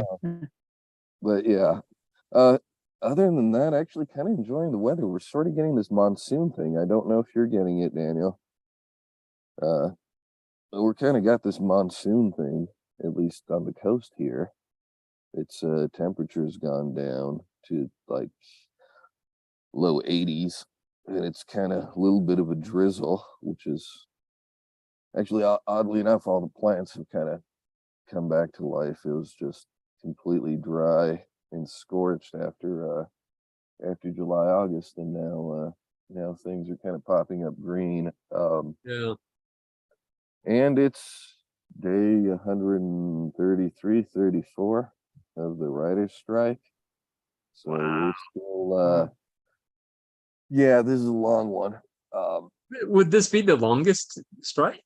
It's getting there. I think the longest was 150, 160. Wow. So we're getting there. pretty much the companies have lost, but they're not admitting to losing, so they're just holding.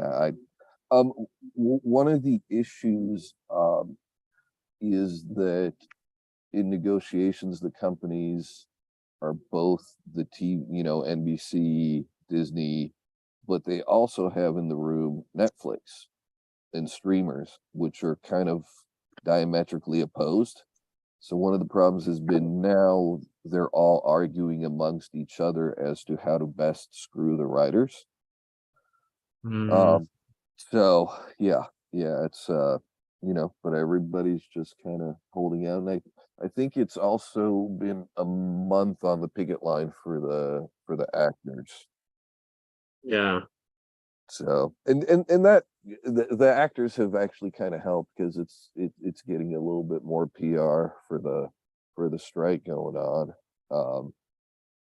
Obviously, when you get your favorite actors on the picket line, Yeah. People kind of tend to take notice of that. But we're in it for the long haul, so it might go to December. I mean, the sad thing of it is that California's probably lost about $3 billion in production revenue overall, and all the other, the carpenters, all the other support for filming, they're also equally getting hit pretty hard. So Yeah. I guess they're willing to burn Hollywood for not sure what reason. So Yeah, that's More crazy. money. That's what they Well, want, more yeah. money. yeah. I Which, mean, it's which odd they because should, without the writers, we're seeing exactly what happens without all the pieces of the puzzle working together. yeah, it's weird at this point. They're pretty much unless they settle the strike soon, the next season of television is going to be out the window. So there probably won't be anything in 2024. Where are you located, Arthur? I'm in North Hollywood. I mean, I Oh, live okay. in North Hollywood. So So you're in the middle of it, yeah.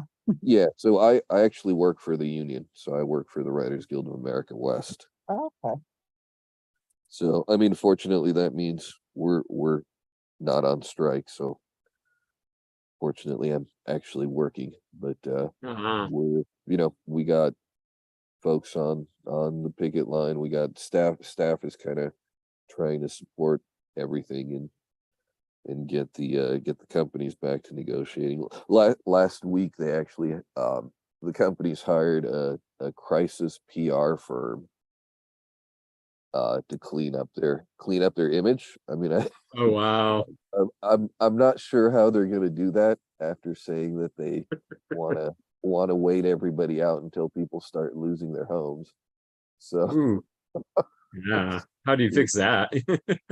yeah, it's there really is no way to look like a nice guy when you're making $27 million a year. Yeah. And you've Yeah. said screw the workforce. Yeah. But yeah, we actually if anybody stops by the Writers Guild, Fairfax and Third, right across from the farmers market, and the old CBS TV City where The Price is Right used to film. They've actually sold that property, and some weird sort of apartments are coming. But if you stop by, we actually have our foundation in the lobby. Actually has a couple of writers' typewriters. They usually put some typewriters on display that Very they get cool. from the old timey Yeah. guys. Yeah, we used to as these guys would move to the old folks home, or we used to be invited over to their garages to basically rescue boxes and boxes of scripts and ephemera that the family would otherwise throw out. Yeah. Which is kind of crazy because one time we got a bunch of original scripts for Get Smart. Oh, And this guy also used to do some of the early nightly talk shows, pre Carson and all that. oh, okay. So he just Very had cool.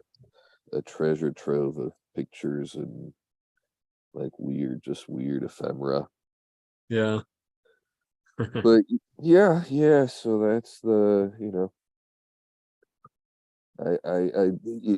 before I found that forecast, I always I'm like, okay, no more typewriters. And I'm Yeah. hitting 20, and then every time, there's an extra excuse. Now I have to track down a Galaxy and script.